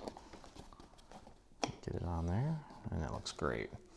Yeah, see, those shingles alone looked great, but now when you add that trim, you've got that nice contrast and some separation.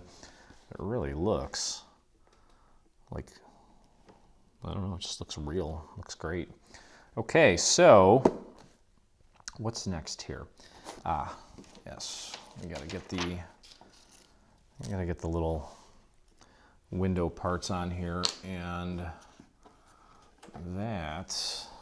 Okay, so you'll notice that on one side it's flat, on the other side it kind of is at an angle. The angle is going to go in like this.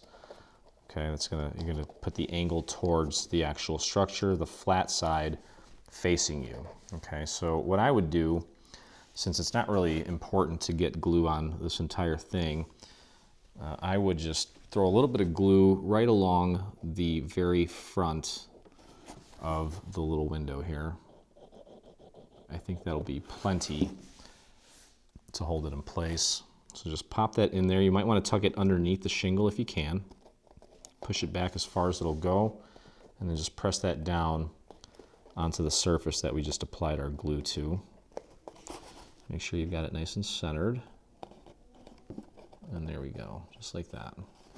Okay, you can see how nice that turned out. And we'll do the same thing with the rest of them here. Just throw a little bit of glue right at the very edge of this. You don't need to put glue on the whole thing. That'll hold it plenty.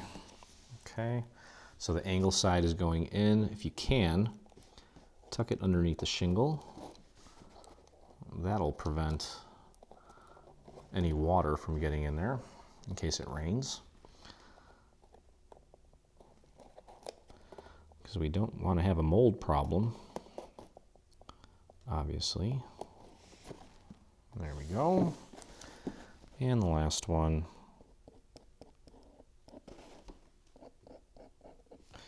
Obviously, I was kidding about having a mold problem. All right, there we go. Okay, so that's that. Now, what we're going to do, I'm going to build the little structure that we're going to glue to the bottom of this that will allow us to put this on here. It's got a little lip, but you can see how that's starting to kind of come together and how that's starting to look. There's a whole nother section that still needs to be applied, so don't judge it yet. Okay, so let me make sure I'm not missing anything here. I am not. All right, so this is where we're going to put this little section together. Okay, we're also going to need this section, and then we're also going to need this little section. Okay, and I think that's all we're going to need for now. All right, so to get started with this, as you can see, I've already kind of pre-folded everything. It's going to look like this once it's all done. And you'll notice that each of these little fence sections has a tiny little tab here. So what we're going to do is we're going to put glue on the tabs. Okay, and we're going to glue them to the inside of the neighboring little fence section. So just bring that over, tuck it behind, line it up nicely. Okay, and then with this, I believe I inked this with a little bit of brown. As you go, if you want, you can hit the little edge here with a little bit of brown. I've got a white core paper here. So if you want to rub a little bit of brown on there to cover up any of that white, and again, that'll kind of distress it and just make it look nicer. Okay, so next section here, throw a little bit of glue on there. There we go. And line that up, press and hold. Just wipe off any excess glue that may leak out. Now this paper, this is, and it's totally normal. Sometimes when you're working on a project, you're going to work with all types of cardstock, some that is a little more porous than others. No, actually, I'm going to wait for that to set before I rub my ink on it. Okay. This paper here, I don't know if this is graphic 45 or what it is. But it's not as porous. It's a little shinier. And, well, sometimes you need a little extra glue, or sometimes you need less glue. Some papers won't absorb the glue as fast. Some papers won't. The glue doesn't set as fast. So that's just stuff that you got to kind of identify on the fly.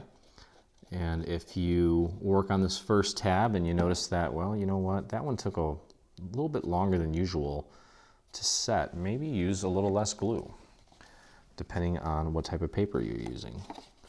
Or if it's, if it's even more porous and it has more nooks and crannies, maybe you can throw a little extra glue on there and it won't hurt it, since there's so much of that surface area there to absorb it. But this paper, relative to my AC cardstock, it almost seems as if it has like a coating on it. And it's just not absorbing as well. So I'm getting a lot more glue kind of, bleeding out when I go to squeeze these together. So again, it's just part of what we do.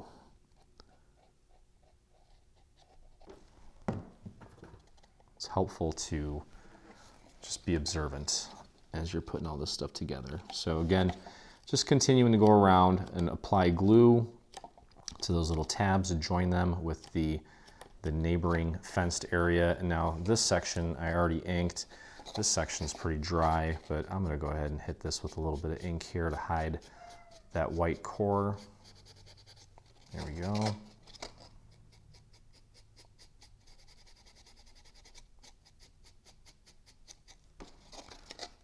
Okay.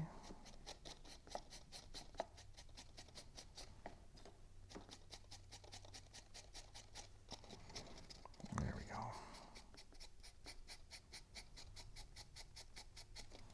That looks nice. Okay, so this part is done.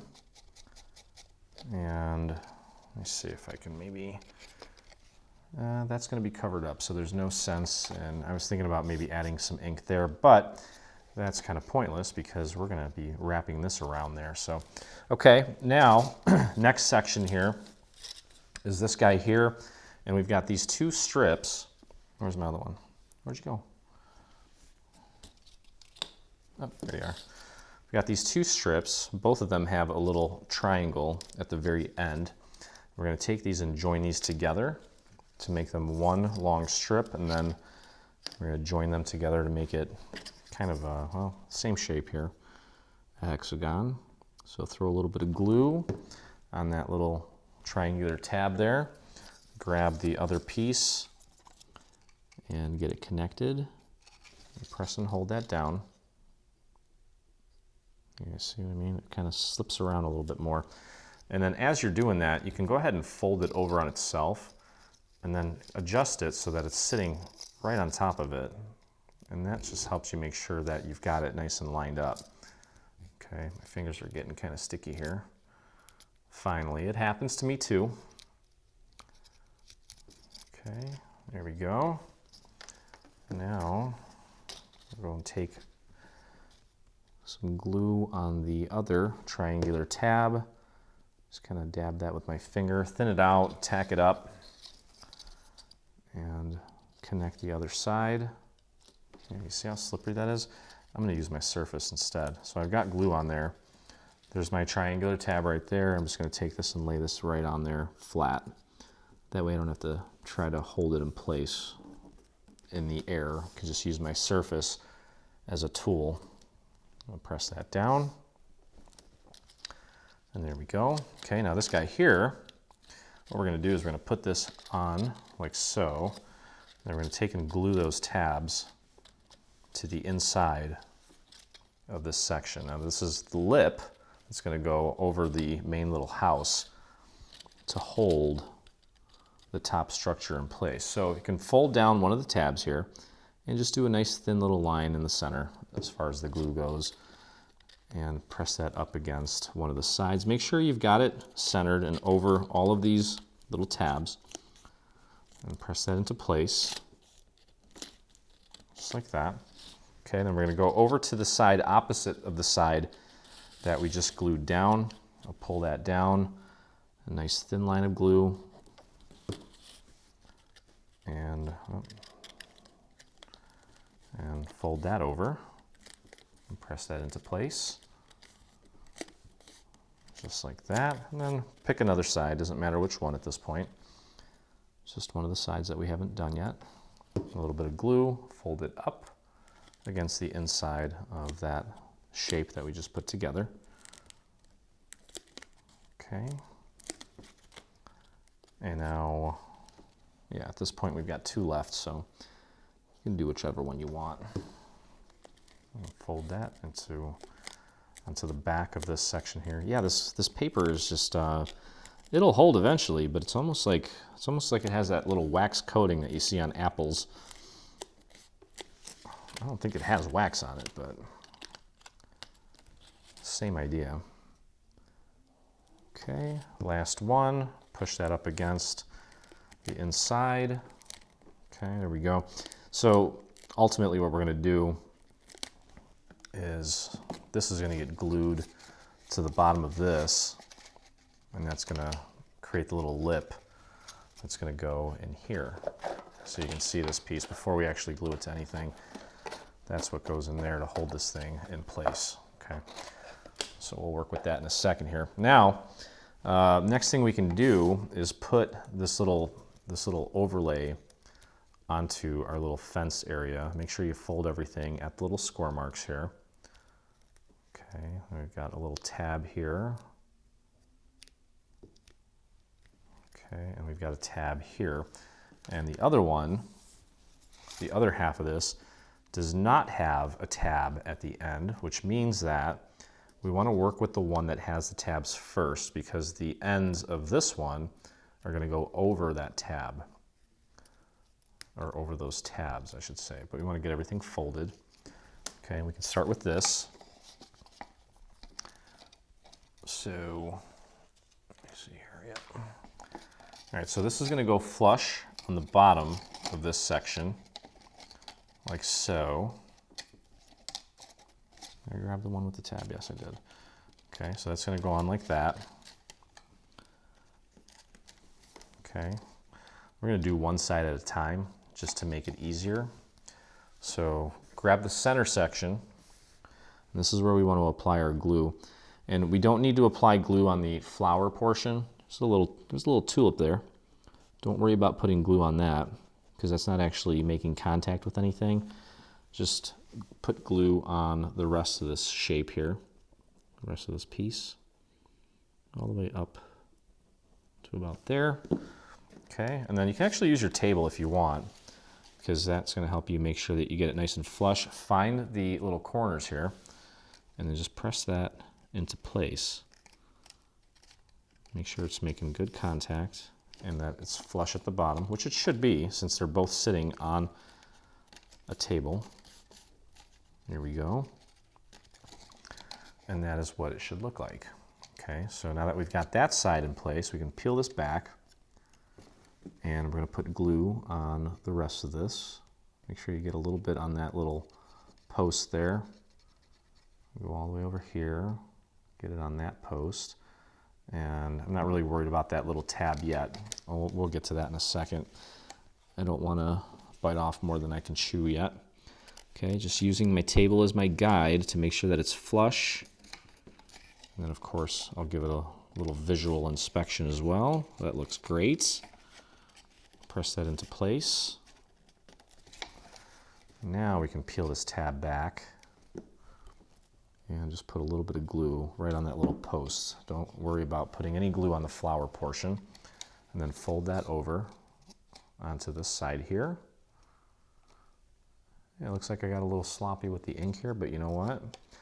Again, because this is out in nature, giving it a little bit of a weathered look is not a bad thing. Okay, last side here. Throw a little bit of glue on the post section all along the bottom.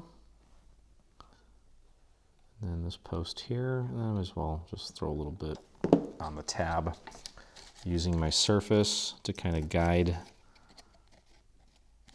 me there. Perfect. Look at that.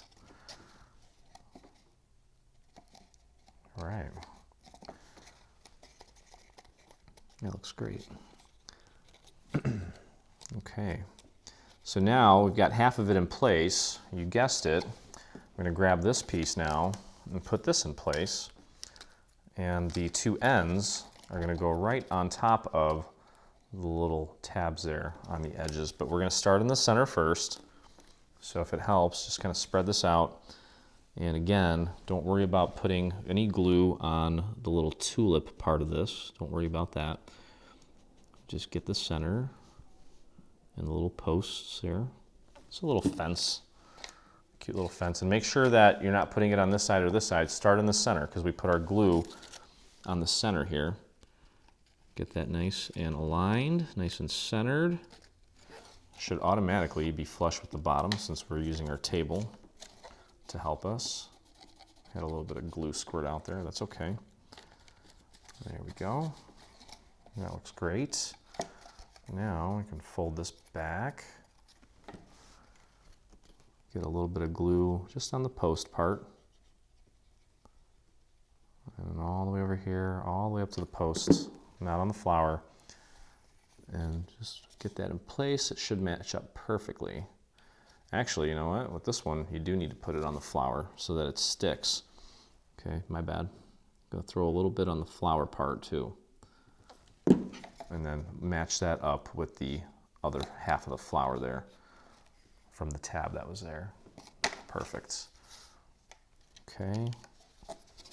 And last side here. Grab some glue all the way up and down, up the post, and just a little dot on the flower. Get that nice and flush with the bottom. And there we go. Perfect. Okay. Okay, so as I mentioned, we do have some little flowers here. Okay, I've already folded these in half. There's a tiny little score mark in the center, and it's, well, I can't even see it there. There it is, tiny little guy.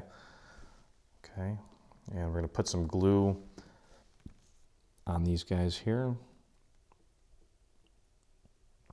And then they're gonna go right on the little posts here, just right on top.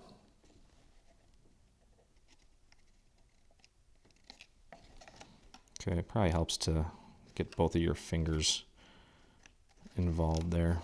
Okay, so there you go. That's all we're doing. Tiny little details. It's all in the details, guys.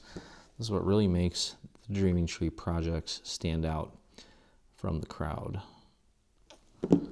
You don't really see this level of detail in very many paper projects. Okay, so we've got a total of 6 of these little flowers that we need to put into place. Very simple, just a little dot of glue in the center. And then when you pop it on there, it'll usually just kind of spread outward.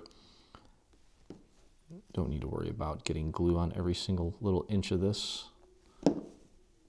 It'll hold nicely. And just a tiny little bit of glue. There we go. Okay, just 3 more.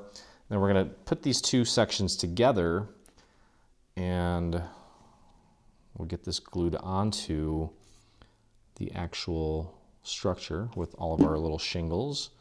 And then we can work on the little turbine. I think that's what it is. Hey Siri, what's a turbine? A turbine is a rotary mechanical device that extracts energy from a fluid flow and converts it into useful work. Sounds about it. That is from Wikipedia. Would you like to hear more? No, thank you. Yeah, I think it's a turbine. Gotta love technology, huh? I remember when I was a kid, I'd have to either go to the library or use my encyclopedia. I thought that was the coolest thing ever. Now you can get all the information you want. Okay, what am I doing? Oh, there it is.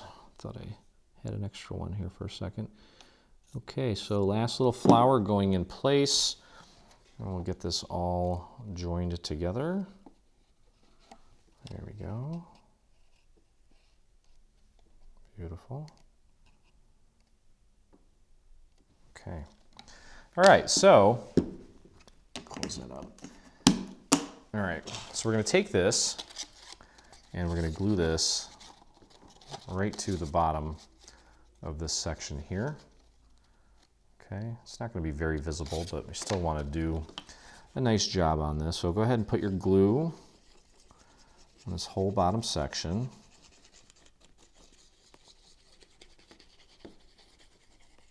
I'm going a little bit heavier here because I've got a lot of surface area and because I really want to get this glue out to the very edge to make that look nice and seamless and flush. I'll probably have to do some cleanup, but that's okay. All right, so flip that over. Doesn't matter which side, just make sure you get it centered. Okay. There we go. Work your way all the way around. Make sure it's making good contact all the way around. Nice and centered.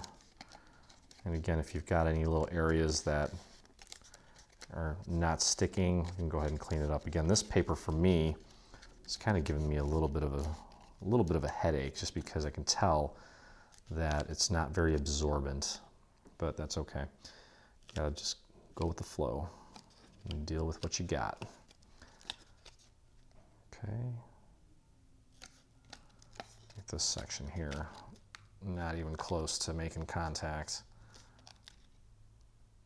Maybe it just needs a little extra love. Boy, there's a lot of metaphors in paper crafting, huh? Okay. And that actually worked out. Worked out pretty good. Okay. So, what's left here?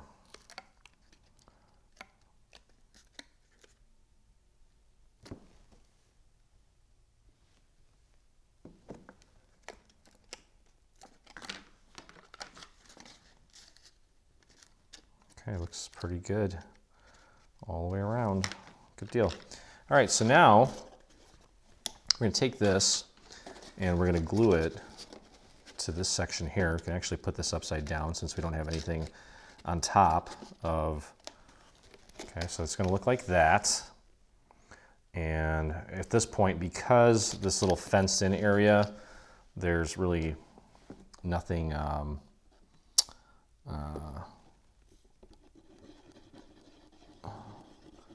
well, it's symmetrical and there's nothing unique on any side, so I don't think it really matters which side we put this on. Okay, and I'm gonna go a little bit heavier with the glue here, just because like trying to permanently join two sections together. Okay, so this is upside down now, and so is this. That's right side up. I'm gonna put this upside down. I'm just doing it this way so I can actually see what I'm looking at here. And we just wanna line up the two little cutouts accurately. And then just go around, just kind of like you're making a pie.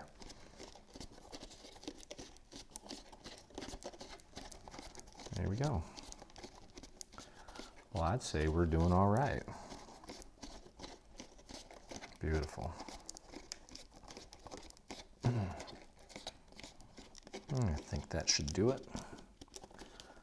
And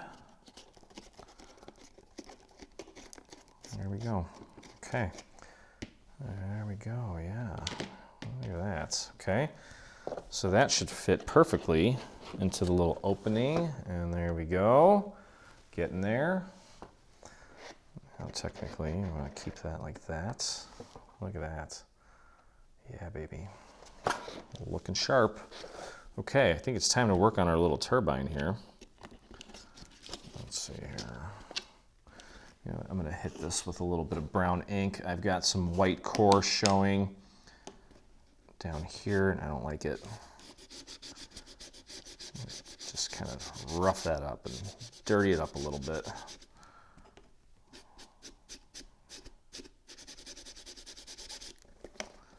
Yeah, that looks nice. Just covering up that white. It's kind of out of place. That's a little better. Okay, guys. Looks like we're making some progress here. Okay. Whoa. My cat does that all the time. Okay. All right. So, what's next here? We do have, actually, you know what? Before we actually do that, we have this little section at the top that we need to build, because this is where the little turbine is going to go. Okay, so make sure. All right, so this is the little top section here. We need to put this together. Now you'll notice that we have two of these, and these are just for reinforcement. Since we are going to have a dowel in here, and it might be kind of roughing up the paper, we want to do a couple layers in here. So it doesn't matter what pattern or what you're using here, or which side up or which side down. This is all going to be encased in this little housing here, but you want to put this piece, glue this down to the inside. Just make sure that you match up the little circles. Same with this other one. Just get your glue on here. Again, this is just a reinforcement piece to sturdy this up a little bit. We'll pop that right on there. And just make sure that this piece is not obstructing any of the sides here as well, so that we can close this up.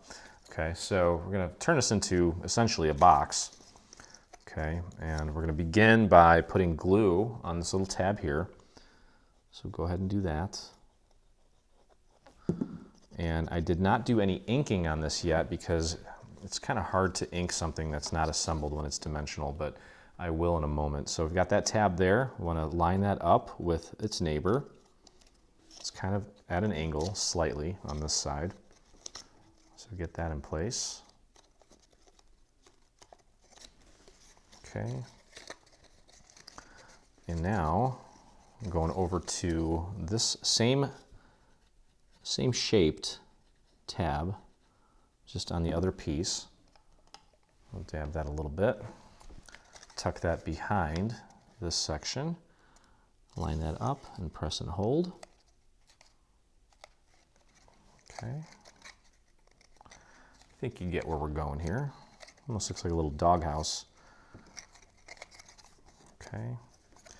Now over here, tab, same exact looking tab here, except it's on this side. Oops. Just kind of flatten that out a bit. And grab this side, line that up. There we go. And I think I inked this with rhubarb stalk, and maybe might have used a little bit of this guy too. Yeah, sometimes I do mix and match my inks and they get a little tainted and discolored, but it's okay. These two that I'm using here are kind of older, so I don't really mind. All right, so now we've got these 2 tabs here. We'll just do one at a time, just so I don't break anything. Okay, and we'll tuck that right in. Make sure you get it nice and aligned. You can flare these out a little bit so you can get your fingers in there a little bit better. Almost looks like a tiny little birdhouse. It's kind of cute. Okay, flare these out. And I've got one little tab in there. So rather than trying to pull it apart, I'm just gonna grab some glue on a scrap piece of paper and I'll just paint a little bit of glue right on that section instead of trying to get my glue nozzle in there and risk ripping it apart. There we go. Okay, so that's that. There we go. And actually, I don't even think we need to ink this piece because we have a lot of trim that's going to go on it. So I'm kind of glad I didn't ink it because that would have been a waste of time. All right, so now we're going to close this bottom up. We're going to put glue on these 3 tabs, like so. Spread that glue out to the very bottom, very edge of the tabs. And then we'll go ahead and close this up. Focus on aligning it here, opposite of the side that is already anchored to. If you need to kind of nudge these walls in a little bit, feel free to do that. And there we go. It is a little doghouse. Okay. And then if you've got your little dowel handy, you can press down on the rest of the tabs here to make sure they're making good contact. So that's what it should look like. And then we can close up the top. So we've got 3 tabs here as well. Get your glue on these 3.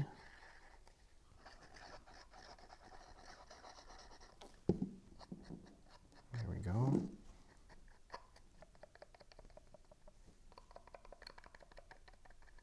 Okay, and close it up, just like that.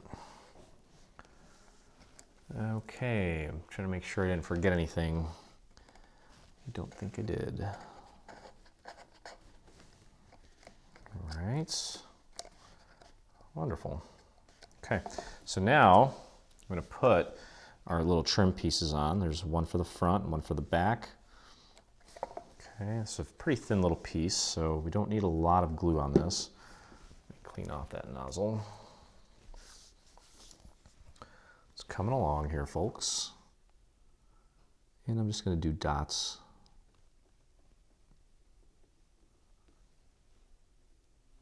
Okay.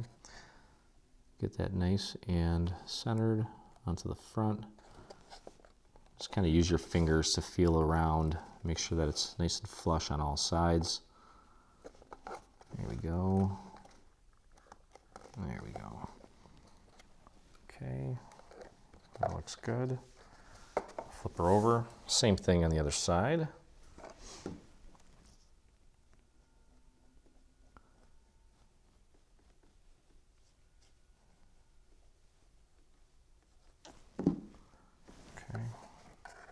And then we have some really small little strips, similar to the little strips that we put between the shingles, between the sections of shingles, I should say. Very similar to that. Okay, there we go. Front and back are on. Now I've got, let's see here. Let's see if there's a difference in the size on these. I'm not really sure. I don't think there is. Oh boy.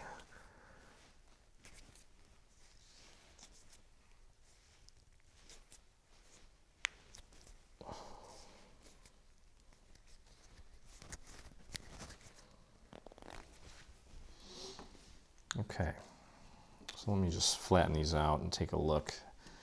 I think they're all the same width, except for two of them. Two of them are going to be thinner, and those are just because they go on the bottom. Yeah, so you got these two thin strips with no score lines, and you've got these four that do have score lines, but they are all the same size, and these are going to go right here. So you got one here, one here, one here, one here, and then the two solo strips are going to go at the bottom. Okay, so I made a little boo-boo here, but that's okay. I'm going to be able to fix it. You'll notice that I'm kind of skipping ahead here, but don't worry about it. I put these little panels on here, these yellow panels, but before I do that, I'm supposed to put this piece on here. So what we need to do, we've got these two pieces with the little flower, the little tulip on top. You need to glue the tulip back to back. So we're connecting the tulips here. Okay, and just the tulip right now. So back to back with the tulips. And then what we need to do, just make sure that these two sections line up as well. We're not gluing these together, they're separate, but you just want to make sure they line up so that we know it's centered.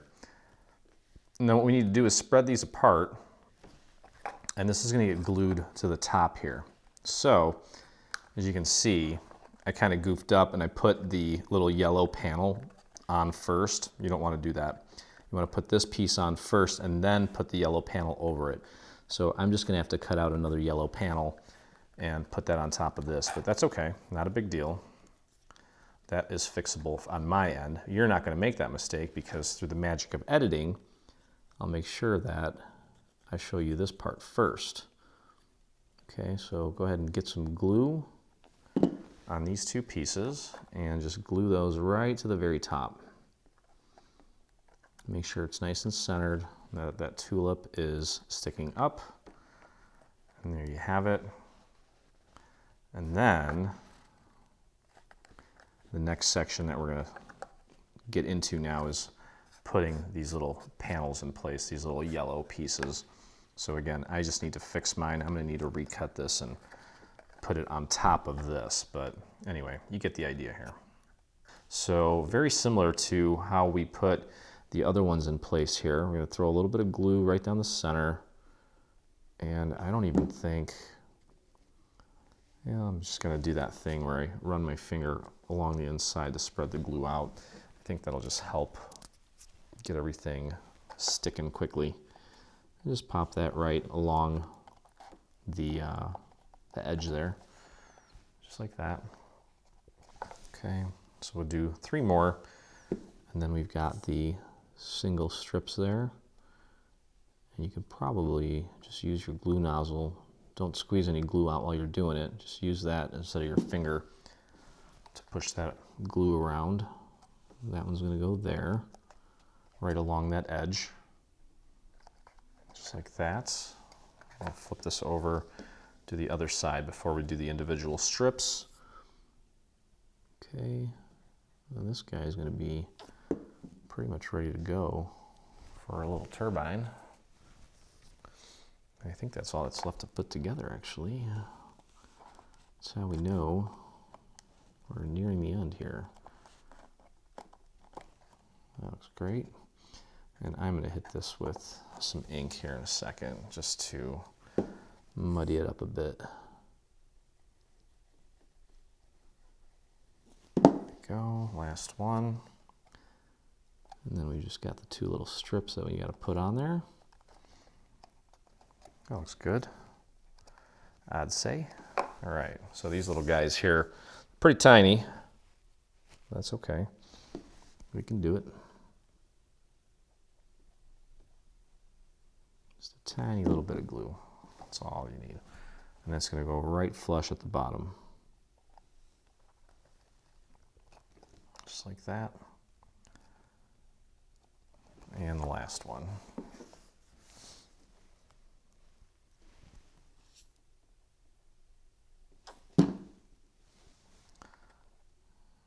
Right there. Okay, so finally we're on to the little turbine here, and we're going to get all these pieces ready to go.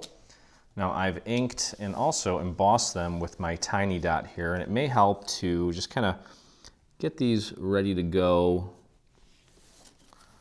And you'll notice that these are actually numbered,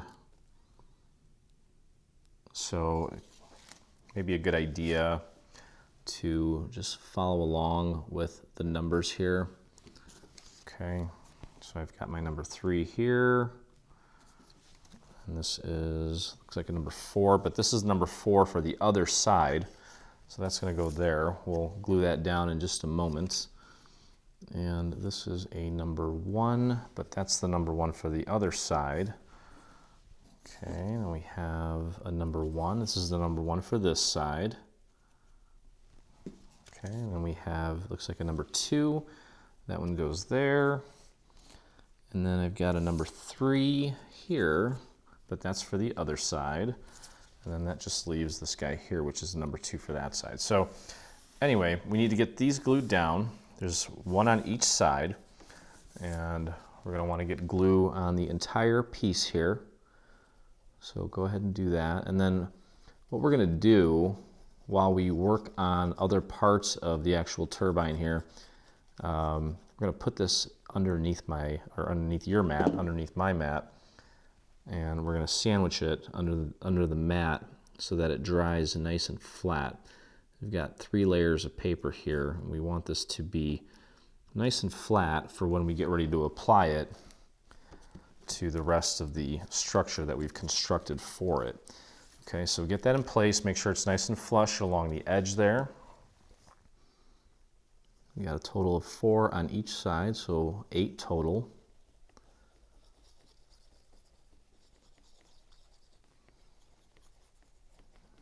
Okay, all the way down to the bottom. We'll get that in place. Technically, I'm not even sure that the numbers really matter, to be honest with you.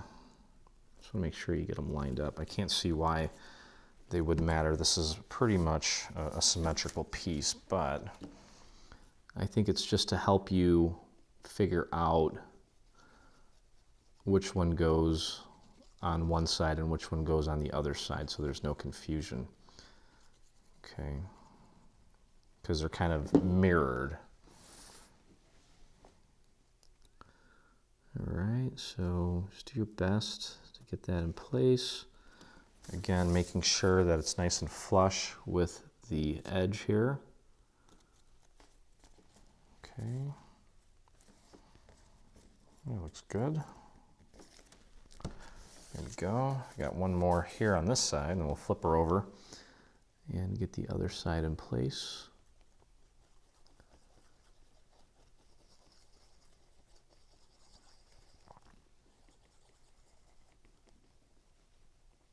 All right.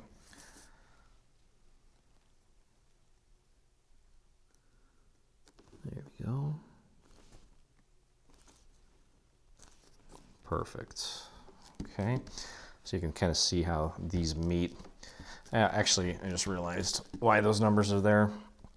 It's just to kind of keep tabs on where each one is, and that'll come into play in a little bit here. So flip it over, okay, and find the coordinating piece here. This is piece number 3, and that's where this one's got to go, like so. What's going on here? Oh, there we go. Okay, so go ahead and get your glue on the rest of these. Yeah, we are on the home stretch here, guys. And this is not even that, it's not even that tricky to put together. Mostly paper piecing. We do have a few little dimensional things to do, but for the most part, it's elementary. I don't think we're gonna have any problems with this. Okay, so there's that. Where's my number 2? That's my number 4. Where's my number 4? There's my number 4 there. Okay. How's your project coming along? Pretty good? I was just admiring mine here, sitting to my left. Everything is looking spot on so far. very happy with how things are turning out. Okay, just get that nice and aligned. Just make sure it's flush at the edge here, and then the rest of it will obviously fall into place. You don't want to obstruct the little cutouts here. You can see my hand through the bottom. All right, there's my number one.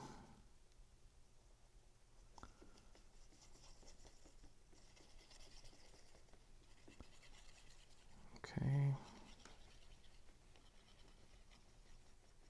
There we go.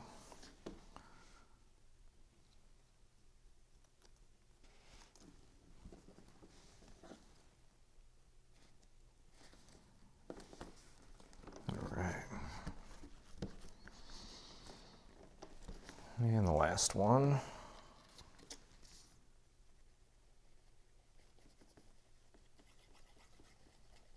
Yeah, this is quite the project. I would definitely put this, as far as the amount of time that you need to commit to it, it's probably up there.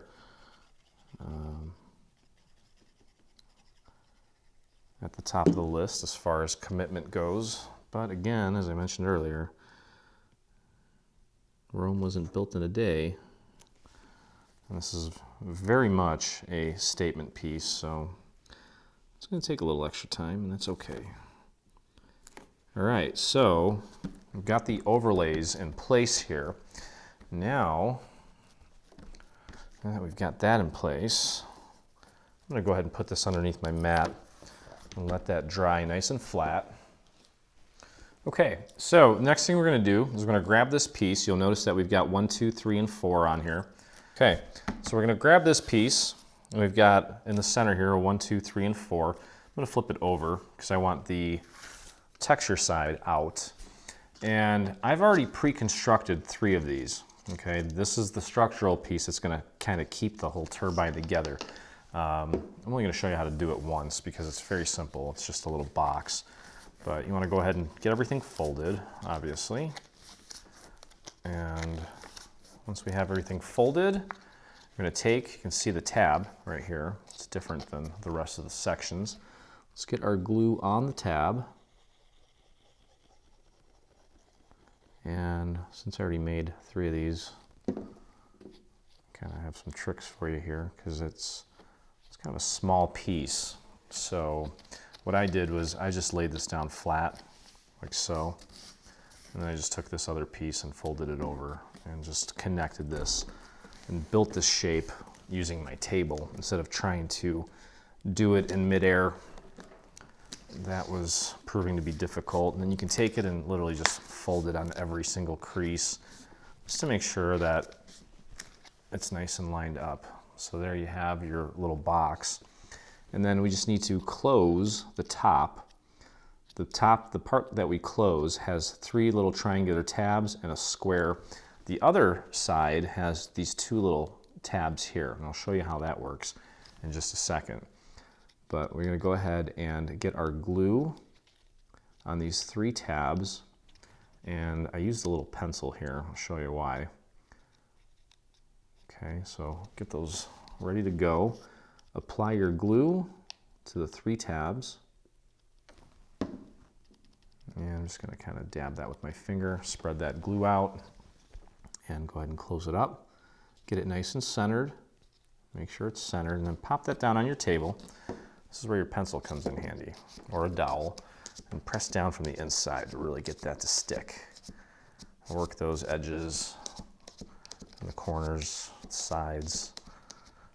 Get that making good contact. There you go, just like that. Really flattened it out. Okay, and then obviously we're gonna flare these out, and I went around and I really kind of dirtied this up with some brown ink just because it looks a little more authentic that way, I think. Not afraid to hit this with the brown. It's actually kind of applying black, but that's pretty standard because it's a little bit darker than this. It's still brown, it just has the appearance of black, but it's fine. You're not really going to be able to ink this with brown since it's already brown. A light brown wouldn't even show up. So that's what I did with all these pieces. Okay, I just kind of went around and hit it with some ink, dirtied it up a bit. You don't have to do this, but I think it'll really add to the final feel of the project. And I'm not really overly concerned about being precise with this either, because again, when things are out in nature, they really kind of get beat up by the sun and the rain and potentially snow and whatever other elements, wind. So there you go, hit the tip of that too. Just kind of dirty it up. And if you're looking for the inks and the supplies that I use for inking, head over to your app store if you're on iOS or the Google Play Store, and download the Dreaming Tree app. There's a supply section where I have links to most everything that we use on our projects. Okay, here we go. Just dirtying it up. There we go. Okay. Now you'll also notice on this, there are a series of markers with numbers on them. Okay. The number 4 is 4 dashes in the shape of a square or a circle. Okay, so just kind of get those, make those visible. Okay, next thing we got to do, take this shape. Starts off like this, but we need to build it into an actual box. So what we're going to do, we're going to put glue on these little tabs here, these little trapezoid shaped tabs. I had way too much glue on there. Okay, and we're going to tuck that behind this section here and press and hold that in place. Give that a few seconds. And we're just basically kind of gluing together the main structure that's going to hold the flat part of the turbine together. All right, so go ahead and put glue on this guy here. Okay, and flip that down, get it nice and aligned, and press and hold. There we go, just a couple more tabs here. And I'm going to put glue on both of these tabs here, just so that I don't have to go pulling it apart. This one and this one. Hit that with my finger. And move these tabs out of the way. Tuck those in. And press that into place. Get it nice and lined up. Shouldn't take more than a few seconds. Over to the other side now. And press that into place. Okay, so we're just kind of making a little box, and part of this box is where our dowel is going to go. Okay, so now you'll notice that we have this little square, and what we want to do is just make sure that when we glue this on, that it matches up with the orientation of this piece. Okay, so look at where the 1 and the 3 are. Okay, that's kind of what you want to do. You have them lined up here. The 2 and the 4 are going to be flip-flop, but once we flip it this way, it'll be in the right spot. So 1 and 3 are the key here. I'm going to anchor this first by gluing it to just one tab first. Okay, so I'm going to put this right here, like so. Get that glued into place. And now you'll notice again, let me fold these down. When I flip this down, the 3 matches up with the 3, the 4 matches up with the 4, the 1 matches up with the 1, and the 2 matches up with the 2. So that's kind of what I meant as far as getting it lined up correctly. We'll put glue on the remaining 3 tabs. I'm just going to spread that glue out like so. And we'll take it and close it up. And focus on aligning it here, the side opposite of where it's already hinged or anchored. Okay, press that down, and then if you need to kind of push the walls in a little bit on side 2 and 4, feel free to do that. We can flip it over and just use a little dowel, press the rest of those tabs in place. Okay. Okay, So what we're going to do, again, this is flipped so that the texture side is out, but you can still see the numbers on here. We're going to take this box and we're going to glue it to this little cross here. I'll spread that glue out. Even it out nicely. And again, just make sure that you're lining this up with the numbers, get it nice and centered. If it's off a hair, don't worry about it too much. Pardon my head there for a sec there. Okay, here we go. So that's what we should end up with. And now what we're going to do is we're not only going to put glue here, but we're going to put glue on these two little tabs and join it here while also joining it to this section here. Okay, so it's not too bad. And actually, I'm going to put glue on the bottom side of this, just so that I'm getting it exactly where I need it. Okay, so that's going to go down here, but we also need to put glue on these little tabs here. I'm going to spread that out nice and thin, and I'll just spread that out as well. Okay, and I want the number side up. So push that up against the little box there in the center as far as it'll go. Make sure it's centered on the little cross. Here we go. And just press that down and hold it. It should sit on there nicely. There we go. We're just building a structure to hold the rest of it in place. And that should do the trick. Okay, so there's number 2. It doesn't matter what order you do it in. I just kind of naturally gravitated to the one that was closest to me. Okay, so again, number side up. I'm going to put my glue on the bottom here, and then also on these two little tabs. Just spread that out nice and thin.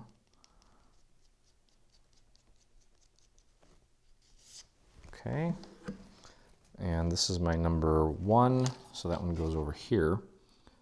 Push that up against that box as far as it'll go. Get that centered on the cross and press that down, just like that. Okay, keep holding and then press here. That's very important that we get a good hold there. And that should be pretty flush on top as well. Okay. Now one side is going to be facing the back. I think this is going to be the back side, so that one doesn't have to look as great. I think that's the back side. Okay. All right, next one here, I've got piece number 3. Okay, so let's go on the side opposite of the side that has the number to apply our glue. And then a little bit on the tabs. Dab that, thin it out. And spread that glue. There we go. Okay. And again, push those tabs up against that box while making sure that you've got this thing nice and centered on that little flimsy cross there. Push those tabs on there nicely. And make sure that's all centered. That looks good. Nice, nice, nice, nice. Okay, there we go. Looking good. And we're going to have this piece here. This is going to go on top now, and that's really going to make this super sturdy. So if it still feels kind of flimsy right now, don't worry about it. Okay, so the side opposite the side that has the number on it, get your glue on this surface here, and then on the tabs, thin that out, spread that glue out. Okay, and again, push that up against the box, get it nice and centered on the flimsy little cross thing. little thingy. Press that down. Feel to make sure that that is nice and even. And it is. There we go. Okay. So far, so good. All right. Now, okay, so now we're going to apply glue to this whole surface here. Okay, so you can go a little bit thicker here because we've got a lot of area to cover, and we do want to kind of spread some of this glue out, especially out to the very ends here.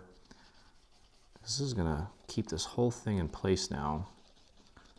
Okay, so I'm just going to kind of dab the glue, especially out to the edges here. I don't think you really need to worry too much about getting every single inch of this spread out, but I'm just kind of tacking it up a little bit so that it dries faster. Okay, and keep in mind, there's my number 1 there, and here's my number 1. So just get that nice and centered. There's obviously a little hole in the center, and you want to focus on making sure that this side is nice and flush and that the end is nice and flush as well. Okay. So just press that down into place. Might need to kind of jiggle or nudge things a little bit just to get them in the right spot. Okay, and then we're going to have to keep applying the pressure. For me, this is going to be a little bit tougher because I actually embossed this paper and it doesn't want to sit completely flat. So I'm going to flip this over and okay, so again, because of my embossing, not all of the surface of this is actually making contact with my little structure. So I'm going in and I'm just kind of doing a little bit of cleanup here and trying to get these little areas to sit nice and flat. And that's okay. So this is going to be the front. And because this is the front, this part wasn't inked. So at some point here, I'm going to go through and I'm going to ink the surface of this to make it coordinate with the rest of the piece, because you can see how, you saw all those other sides and how nice they looked with the inking. Now this side is completely unblemished, uninked, so it kind of stands out. So I'm going to go through and just kind of hit this with some ink to make it kind of, match the other sides here a little bit better. Okay, actually kind of rub it like this too. Typically I don't do it that way because maybe I'm doing flowers and I don't want it to be muddied up or dirtied up, but in this case I do, because this thing, like I said, it's been sitting out. Okay, anyway, I'll finish that in a second here. I just need to add a little bit more glue to the areas that are not sitting flat for me. You can see that this is peeling up, and that's mostly because I've got embossing on the AC vanilla, this vanilla color, and it just doesn't want to, it's not making as flat a contact as it would if there was no embossing, and hence I have to do a little extra work to get this to sit flat. So if you embossed yours and you're experiencing the same thing, it's totally fine, totally expected, and nothing wrong with that. And plus, we've got a lot of surface area that we're working with here, and you would have to be superhuman to get this all to sit perfectly on your first attempt, so I wouldn't really worry about it too much. Okay, but that looks great so far. Yeah, I'm very happy with how that turned out. Well, I'm just gonna hit this with some ink and take a breather here. Now we've got a few little pieces that, it's just some paper piecing that we need to do to kind of finish this up. There's little caps that we're gonna put on the front and the back of this. I'll show you how that works in a second. So we're going to grab these pieces here. This is just a little cap that we're going to put on the front of this. Again, just a really quick little paper piecing thing here. but you want to get your glue and put it on this little circle. And that circle you want to center on this little piece. Just get that nice and centered. There we go. Just like that. And then we've got this little guy that we're going to glue to the center of the circle. And that's going to cover up this little section here. Nice and easy with the glue here. It's a delicate little piece. And just get that centered. Just like that. That's pretty. Okay. And what we want to do is we want to put this so that the little cross on this is offset. So you don't want it like this, you want it like this. Okay. So what we can do is just put glue on this little section here. Thin that out a bit. And just do your best to get that centered and offset. There we go. In the meantime, you may want to fire up your hot glue gun because we're going to need that in just a moment. There we go. Wonderful. Okay. All right, so that's that. And now, okay, on the other side of this, we're going to cover this up with this piece here. So we're going to take this little donut shape and put some glue on that. And put that on this shape. Just match up the little circles on the inside. And press that down. Okay, and this is going to go right on here. Now we want to, when we put this on, we want to kind of match up the scallops from the previous side as well, so that they're kind of on top of each other. You can see the little scallops here. I want to kind of match them up like that. Okay, so just go ahead and get some glue on this section here. I'm going to thin that out just a bit. Okay, and I'll pop this in place. Again, kind of matching up those scallops. That looks good. Press that down. Oops. Got glue everywhere. Starting to get a little bit messy here. Okay, there we go. Okay, so there we have that. Now this piece, we can just go ahead and construct this real quick. There's literally only one thing left to do, and that's get this thing on a dowel and insert it into our windmill here. But go ahead and let's just construct this piece real quick. This is a little cap that's going to keep the dowel in place. Get that nice and centered on this piece here. Press that down. And then we've got this little design element here. Just throw a little bit of glue on here. And get that nice and centered there. Here we go. Okay, so here's where we need to kind of pay attention. Now, let me see. Yeah, so the dowel, you're going to want to cut this dowel. It's a 3/8 inch dowel. You want to cut it to about 3 inches, okay? Now, what we're going to do here, I'll show you. So we're going to take this dowel, and we need to glue this to the inside of this section, okay? So you can go ahead and put some hot glue on the dowel. I'm going to go a little heavy here so that it kind of spreads out and kind of, not only does it get the tip of this, but maybe a little bit of the sides as well. And we're just going to push this straight down and in. Make sure that if you did cut this, that it's nice and straight. And then when you're pushing it down, that it is in fact nice and straight. Okay, so hold that in place. Okay, let's give that a few moments to set. Take a look at it, make sure it's nice and straight. And now, while that's waiting, about 3/4 of an inch, what we're going to do, or while we're waiting for that to dry, I should say, we're going to take this and we're going to wrap this around Okay, actually, you know what I'm going to do is I'm going to wrap this around my finger, or I'm going to wrap this around my dowel. Not the one that's connected, but a separate one, just so that I don't have to worry about it jiggling and knocking that thing out of whack here. 1 second.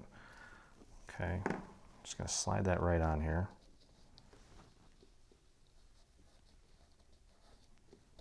And this is just to kind of keep it in place.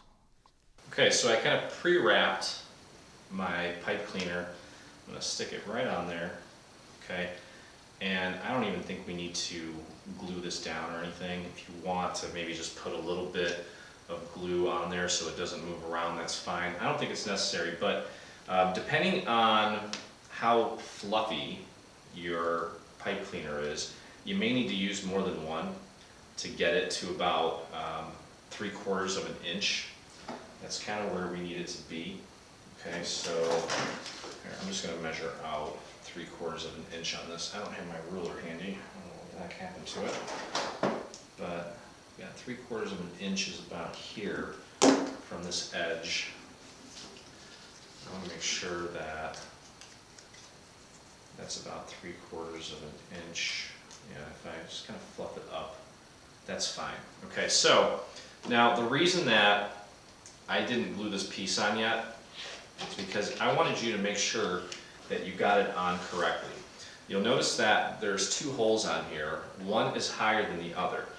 The one that is higher needs to be in front, because this needs to be kind of in an angle. If this was, if the 2 holes were on the same plane, this thing would not spin. It would actually hit this thing because it kind of tapers. So you want to make sure that it's kind of tilted back. Okay, so you see how this is straight and it's kind of tilting back. Okay, that is correct. You do not want it going forward, leaning forward. You see how that's leaning forward? You do not want that.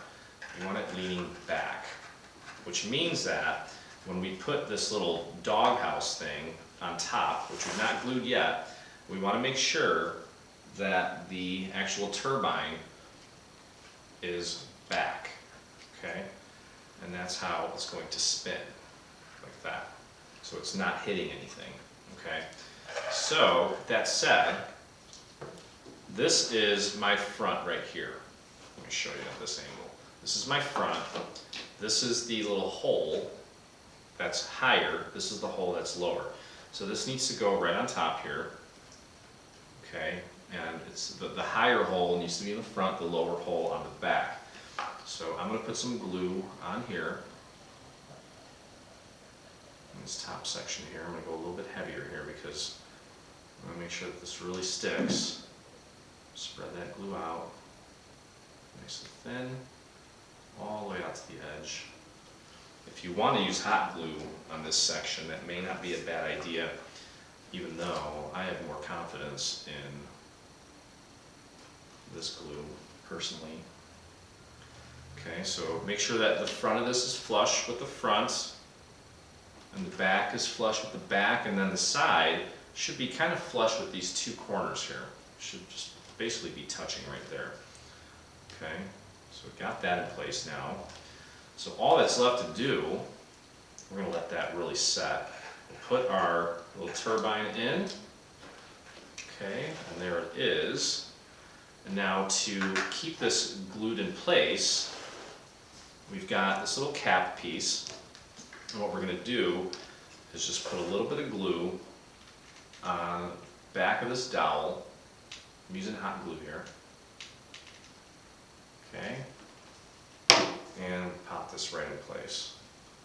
And that's going to keep it from popping out. Just get it nice and centered on your dowel.